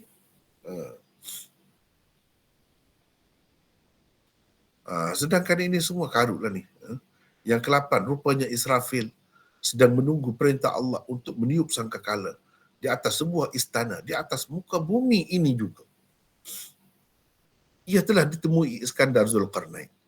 Tetapi bolehkah umat Islam percaya tentang sesuatu perkara gaib dengan semata-mata bergantung kepada cerita seorang manusia yang bukan Nabi? Itu perkara yang lain pula. Kita tak boleh terima daripada sesiapa pun. Ikutlah dia cerita mimpi ke apa ke, dia sendiri tengok macam ni. Tak boleh. Ini perkara gaib. Apa perlunya cerita macam ni? Kalau Khadir tu boleh tahan juga. Sebab dikatakan dia Nabi. Tetapi yang berlaku ini bertemu dengan Israfil bukan Khadir. Tetapi Zulkarnain. Jadi untuk apa disebarkan cerita ni? Untuk kita percaya. Nak percaya mana boleh perkara gaib. Sedangkan dia bukan seorang Nabi. Yang ke-9.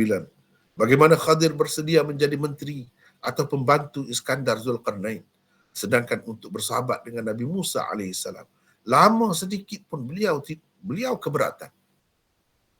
Jika diandaikan beliau masih hidup di zaman Rasulullah SAW dan mampu pergi kepada baginda, kenapa beliau tidak sudi menemui baginda? Ini persoalan. Kepada orang-orang yang terima itulah, kena gunalah akal, gunalah fikiran. Jangan sia-siakan akal yang Allah SWT kurniakan itu. Terutamanya orang-orang yang mendakwa mengikut ajaran Asy'ariyah. Sebab Abul Hasan Al-Asy'ari seorang cendekiawan, seorang yang kuat sangat guna fikiran dia, logik. Ini cuba tengok. Nabi Musa, ulul azmi, tiada khilaf tentang kenabian dan kerasulannya. Khadir itu masih lagi khilaf. Dia tak mahu. Sedangkan Iskandar Zulkarnain sampai begitu sekali. Dia jadi khadam kepada Iskandar Zulkarnain. Kenapa dia tidak mahu bersahabat dengan Nabi Musa? Lama sedikit pun tak mahu. Tak sudi dia. Keberatan dia. Dan kalau kita terima umur dia panjang sampai zaman Nabi kita tu pun dia ada, dan berdasarkan beberapa riwayat yang kita telah bincangkan dalam usul-usul sebelum ni, dia bertemu tapi bunyi suara saja. Kenapa dia tidak pergi bertemu secara berhadapan dengan Rasulullah SAW? Kenapa dia tidak sudi membantu Rasulullah? Sedangkan dia ada peluang itu. Kalau kita terimalah, ini menunjukkan semua ni karut. Dia tidak ada. Dah tak ada, macam mana nak berlaku semua itu? Untuk menemui Rasulullah SAW secara berhadapan pun beliau tidak sudi. Apalagi untuk menjadi pembantu baginda. Kan pelik tu. Pelik sekali sikap Khadir kalau begitu. Kecualilah kalau diterima beliau telah meninggal dunia. Habislah ceritanya. Tidak akan timbul lagi sebarang kemusykilan. Sebab itulah kita kata jangan diterima seperti yang diterima oleh boleh dikatakan semua orang-orang sufi. Ini menunjukkan orang sufi ini mempunyai suatu kepercayaan yang pelik. Yang kalau kita nak nilai dari sudut syariat, dari sudut hadis, tak boleh diterima. Tetapi mereka boleh terima benda-benda begini. Menyebabkan timbul banyak kemusykilan dan persoalan. Tetapi tidak ada jawapannya. Alangkah baiknya kalau kita terima saja pendapat-pendapat sekian ramai ulama, termasuk Imam Bukhari, yang mengatakan Khadir telah meninggal dunia. Habis cerita. Yang ke-10, di zaman Nabi Musa alaihissalam, Khadir masih lagi dapat dilihat dengan mata kasar oleh orang ramai. Nah, Nabi Musa berjumpa dengan dia, naik kapal dengan dia, orang kenal dia. Sebab tu bagi naik kapal. Nabi Musa dengan murid dia. Dalam hadis Bukhari apa sebut, orang kenal dia. Maknanya dia dapat dilihat dengan mata kasar oleh orang ramai. Begitu juga di zaman Zulkarnain. Beliau masih lagi dapat dilihat oleh khalayak. Beliau bahkan ditugas oleh Zulkarnain memimpin 2,000 orang tentera. Tidak pula tersebut di dalam riwayat ni Khadir itu walaupun memimpin 2,000 orang tentera, tetapi tidak ada seorang pun daripada mereka nampak dia. Tak ada pula. Kalau ada macam tu tidak kelucu. Maknanya masih nampak. Tak pernah pula dia hilang dari penglihatan orang ramai. Kalau begitu sejak bila sebenarnya beliau menjadi rijalul ghaib? Ini persoalannya. Menjadi rijalul ghaib. Dan kenapa jadi tak nampak sekarang ni? Kenapa? Zaman Nabi pun tak nampak. Untuk apa tak nampak? Ini semua persoalan yang perlu dijawab oleh orang-orang yang menerima. Yang ke-11, kepada orang-orang yang mengerti bahasa Arab, riwayat ini tidak akan diterima sebagai hadis Rasulullah. Kerana kelemahan di sudut bahasanya. Bahasa yang digunakan dalam riwayat ini banyak yang salah dan terlalu janggal. Kalau diterima ini sebagai hadis Rasulullah, mana lemah sangat Rasulullah. Orang akan tolak Rasulullah kerana dia bukan seorang yang pandai. Sedangkan Rasulullah SAW itu seorang yang memang fasih, memang pandai. Takkan dia menggunakan bahasa-bahasa yang lemah begitu. Tetapi ini kepada orang yang mengerti dan menguasai bahasa Arab lah, baru dia tahu menilai. Yang ke-12, sebagaimana tidak ada satu pun hadis yang sahih tentang panjangnya umur Khadir, demikian juga tidak ada satu pun hadis yang sahih tentang sebab umur beliau dipanjangkan. Kalau cerita tentang sebab, ada beberapa lagi versi kenapa umur dia dipanjang. Tak ada satu. Gitulah. Yang mudahnya bila cerita tentang sebab umur Khadir itu dipanjangkan, ingat bahawa tidak ada satu pun hadis yang sahih. Semuanya maudhu'. Semuanya maudhu'. Kebanyakannya riwayat Israiliyah. Begitulah. Barulah kita habis tentang berbicara tentang contoh pertama. Contoh pertama mengandungi cerita sebab kenapa Khadir ini panjang umurnya. Itu cerita. Tetapi sebenarnya ini semua tidak berasas. Tidak berasas. Tidak ada sanad. Paling ada sanad pun yang tadilah yang kita kemukakan, itulah sanadnya. Kalau ada pun, semuanya pergi ke situ dan tak sampai kepada Nabi SAW.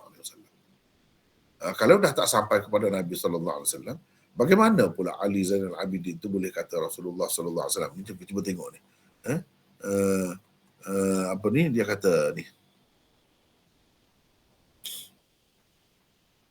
Kata Abu Ja'far, Rasulullah SAW selalu bersabda, siapa cakap dengan dia?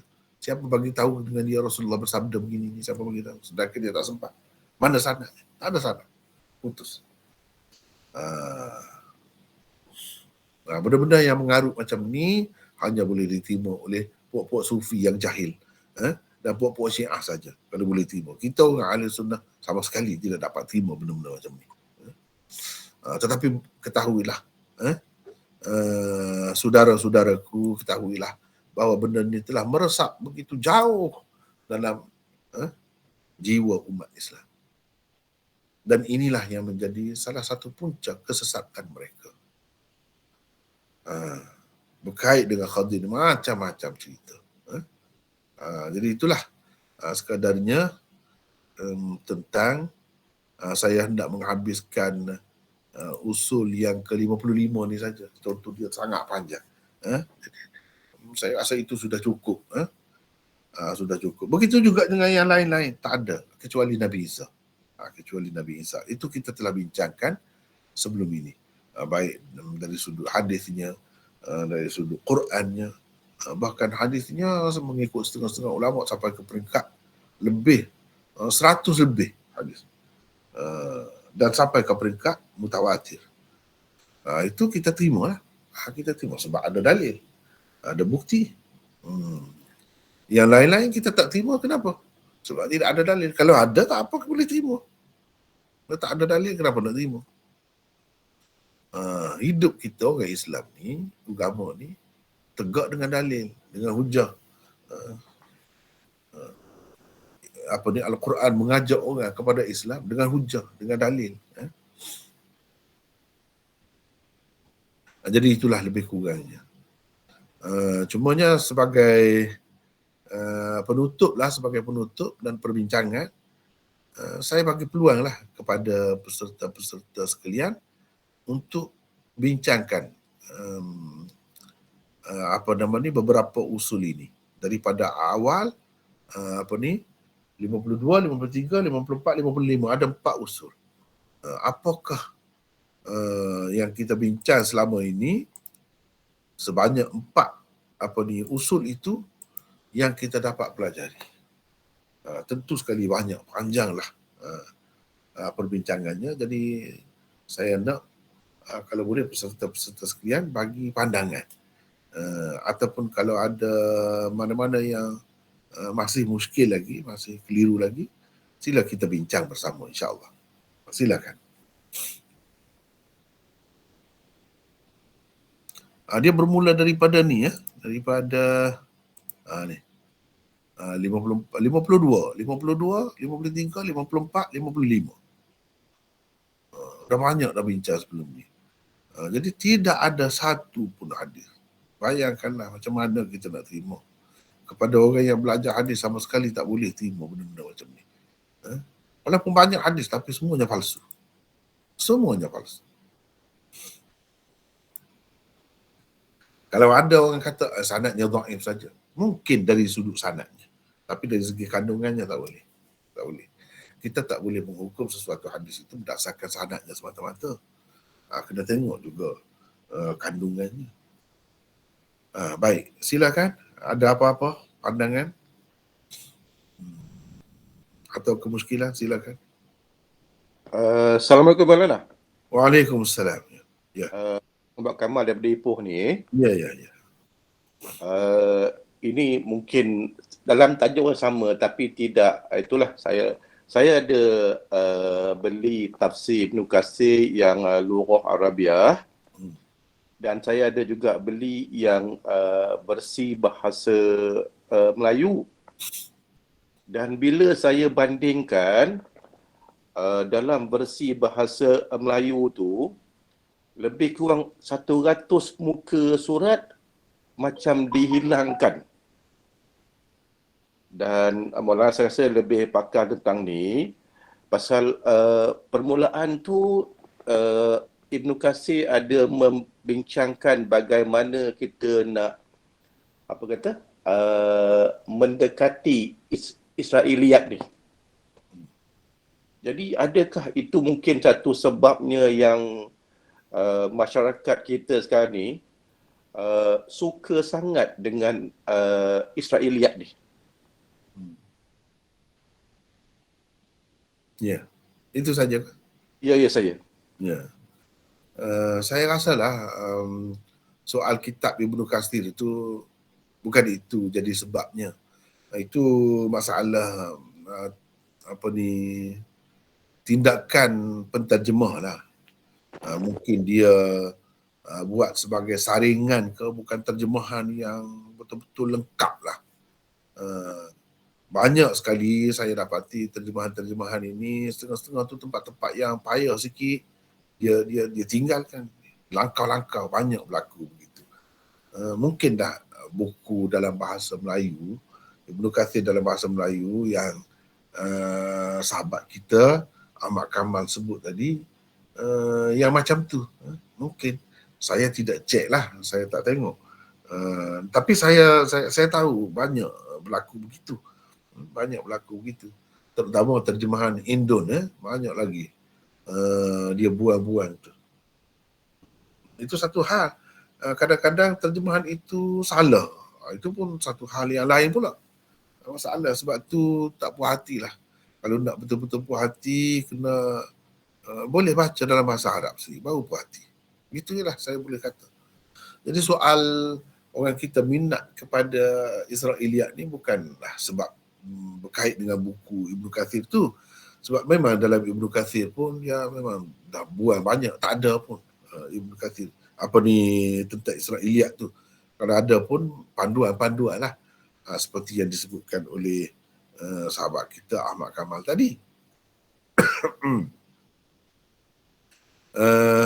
Berhubung dengan minat ataupun pengaruh Israeliat, sebabnya begini, dalam kitab-kitab Jawi lama dahulu memang banyak riwayat-riwayat Israeliat.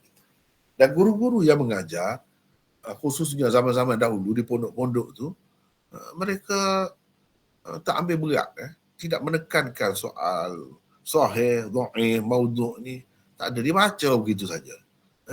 Baca begitu saja. Jadi orang-orang yang menerima tu, murid-murid tu mungkin ingat ini sesuatu yang sahih sebab guru besar ni, untuk guru pondok yang ajar ni, dan dia tak ada komen apa-apa. Dan mereka tidak pergi belajar lebih jauh daripada itu. Berhenti setakat itu saja. Inilah antara sebab. Dan mereka bila balik ke kampung, ke tempat masing-masing, duduk ajar itulah juga kepada masyarakat. Dengan cara begitulah Israeliat ini berkembang dalam masyarakat kita orang Melayu.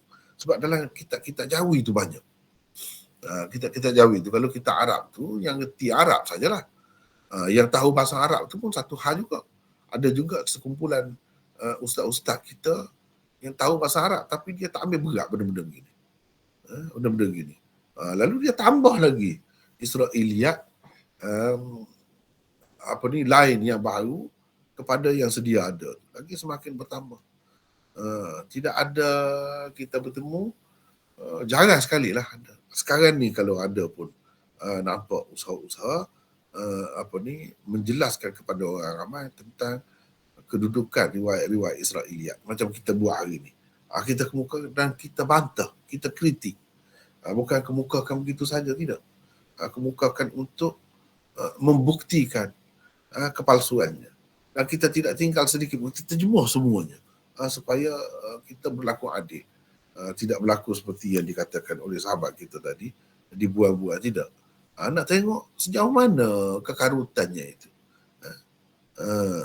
Memang karut lah. Memang dongeng. Ini termasuk dalam dongeng-dongeng orang dahulu. Jadi gitulah saya berpendapat, kerana sikap orang kita dahulu dalam mengajar kitab-kitab ni memang bermudah-mudah lah. Sikap bermudah-mudah tu memang berleluasa. Gitulah. Allah. Ada lagi yang lain? Silakan.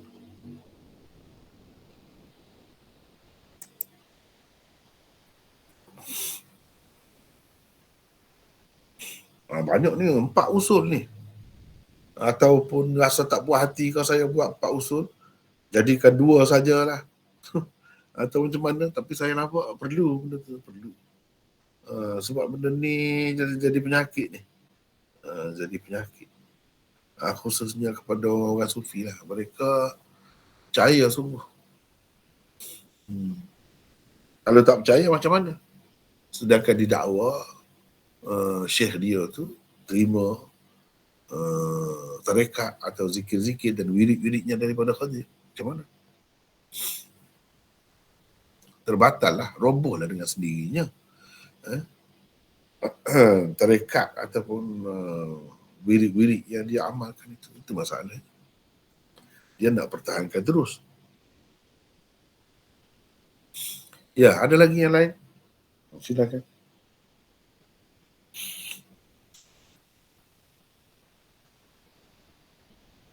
Silakan. Tak ada. Dah puas hati kau macam mana tu?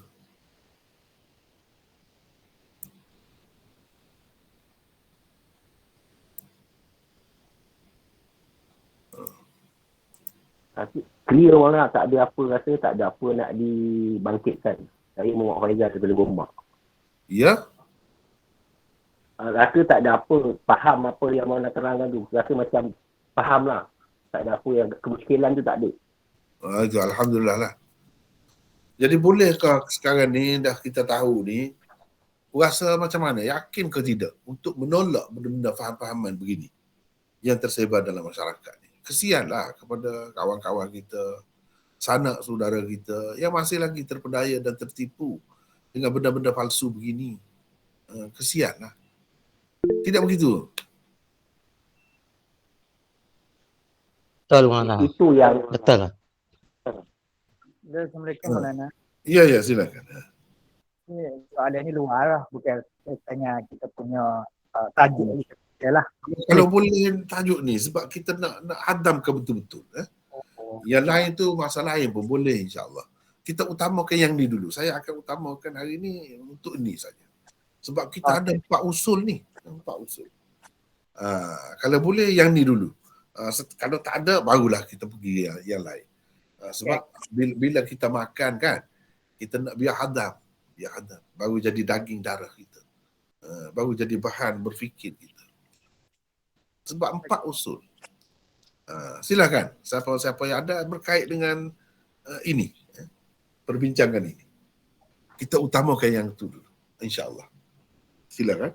Ada? Maulana. Ya. Macam mana kita nak kena pasti kisah tersebut bersumber daripada Israeliat? Gini ya. Kita kena tengok Zulkarnain ini hidupnya bila? Sebelum Rasulullah. Sebelum Rasulullah. Bila sebelum Rasulullah, macam mana orang kemudian ni tahu cerita sebelum Rasulullah? Sama ada melalui hadis yang sahih. Kalau hadis yang sahih cerita tentang orang dahulu, kita tetap boleh terima. Sebab itu daripada Rasulullah. Kalau tidak ada di dalam hadis-hadis Rasulullah, kiranya sumbernya mana? Apa? Tidak ada lain selain daripada Israiliyat. Itulah mudahnya. Panduan yang mudah begitu. Ya. Jadi kalau kisah tersebut ada sahih, walaupun Israeliat sebelum zaman Rasulullah, boleh diterima lah. Ya. Boleh diterima. Boleh diterima. InsyaAllah. Ya. Terima kasih Maulana. Ya. Itu tidak dipanggil Israiliyat lah pula. Hadis Nabi lah. Hadis Nabi menceritakan. Macam 3 orang yang terperangkap dalam gua tu. Masih bertawasul dengan amalan. Itu cerita orang dahulu. Tapi itu tak termasuk dalam Israiliyat. Walaupun cerita orang dahulu, kita dapat tahu melalui Rasulullah. Dan itu sahih. Itu sahih. Boleh terima. Yang kisah tu Maulana, yang kisah seorang budak menuntut ilmu tu, yang kisah dia dipanah ke dada tu meninggal dunia. Itu betul. Itu betul juga. Asbab udukah? Betul. Betul.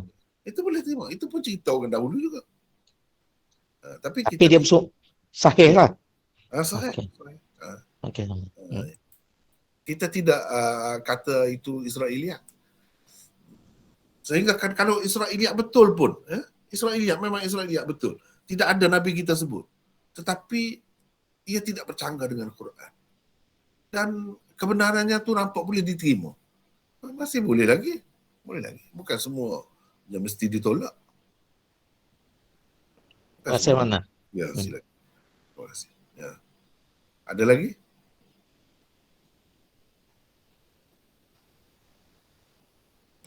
Atau kita tak ingat sebab saya tak sebut dahulu. Mungkin lain kali saya akan sebut terlebih dahulu. Perlu kita bincang beberapa usul. Yang lepas-lepas tu tengok.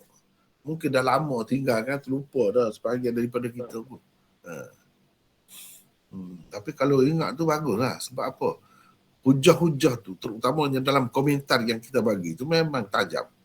InsyaAllah dapat menangkis semua tu. Dapat menghapuskan semua kepalsuan dan kekarutan yang tersebar dalam masyarakat. Tapi kita kena guna itulah sebagai senjata kita, sebagai perisai kita. Ya, ada lagi yang lain? Assalamualaikum warahmatullahi wabarakatuh. Waalaikumsalam. Ya, silakan. Itu Ya. pasal kisah Khidir ni yang setakat kebenaran jenah saja. Adakah ceritanya tu berkisah di dalam Al-Quran saja ataupun ada hadis-hadis yang mencerita Khidir itu sendiri? Sebahagian yang kepadanya lah, maksudnya yang sahih. Ada tak? Dalam Quran itu tidak ada. Dalam Quran tak ada. Dalam hadis, dalam Bukhari ada sebut. Khadir ni, cerita Khadir ni ada sebut. Tetapi cerita-cerita yang banyak-banyak ni tak ada semua. Cerita dia ni masih hidup sampai ke zaman Nabi, bertemu dengan orang tu, bertemu dengan orang ni, tak mati lagi sampai itu tak ada. Sekadar di zaman Nabi Musa, Nabi Musa bertemu dengan dia. Kan dalam Quran tu sebut, itu ada. Tapi Khadir itu tak ada sebut juga dalam Quran. Cuma dalam hadis ada sebut.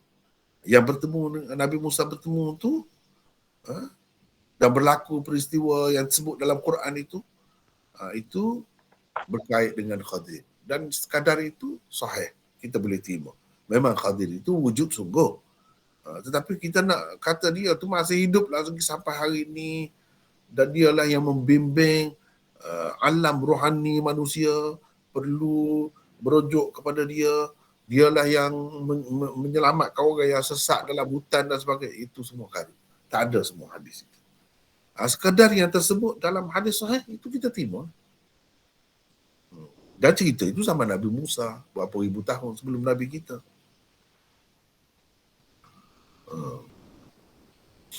Begitulah. Masalah sekarang ni kita nak terima dia tu masih hidup sampai sekarang. Dan berperanan begitu besar pula tu. Itu masalahnya. Berperanan dalam hal-hal keagamaan sehingga menyesatkan sekian ramai manusia. Itulah yang kita terpaksa bincang. Sebab mereka dakwa macam-macam ada hadisnya. Padahal hadis itu tak ada satu yang sah. Bahkan maudhu' saja. Ya. Ada lagi yang lain, silakan. Waalaikumsalam warahmatullahi wabarakatuh. Ya.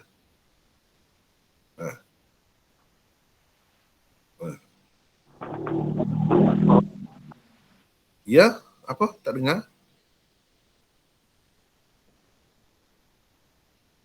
Ya.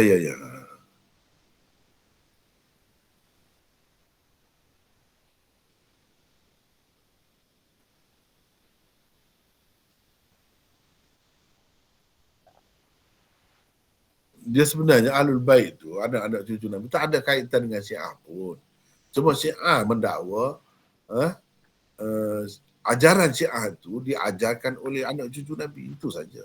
Seperti mana orang-orang Kristian mendakwa ajaran Kristian itu dibawa oleh Nabi Isa, diajarkan oleh Nabi Isa. Padahal Nabi Isa tak ada kena-mengena pun dengan Kristian itu. Dia tak pernah ajar pun begitu. Ini dakwaan semata-mata. Dakwaan semata, sama juga riwayat ini. Dikaitkan dengan nama dia. Kira-kiranya mungkin dia tak tahu apa pun cerita. Kaitkan dengan nama dia. Itulah. Ya. Ada lagi? Sama. Kalau tak ada, saya dah nak tutup ni. Sebab kita pun zuhur awal sekarang ni kan. Zuhur awal. Tak ada apa dah? Atau ada lagi? Boleh satu lagi. Kalau tak ada, saya nak kita berhentilah dulu untuk hari ni. Sebab zuhur awal.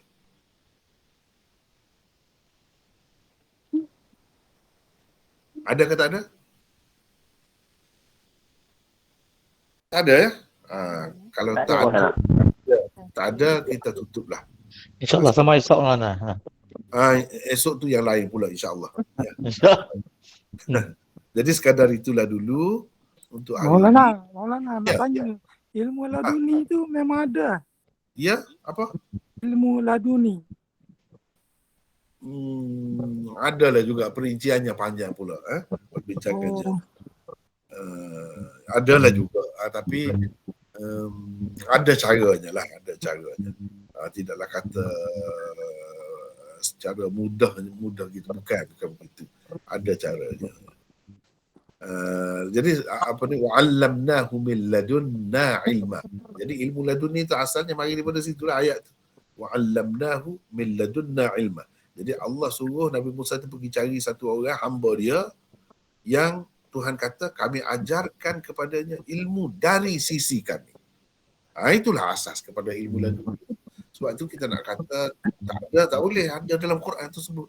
Adalah tapi nak dakwa bukan-bukan tak boleh. Yang memang berlaku. Benda ni kalau diceritakan akan nampak insya-Allah. Tetapi rasanya hari ini kita setakat itulah dulu ya. Wallahu a'lam.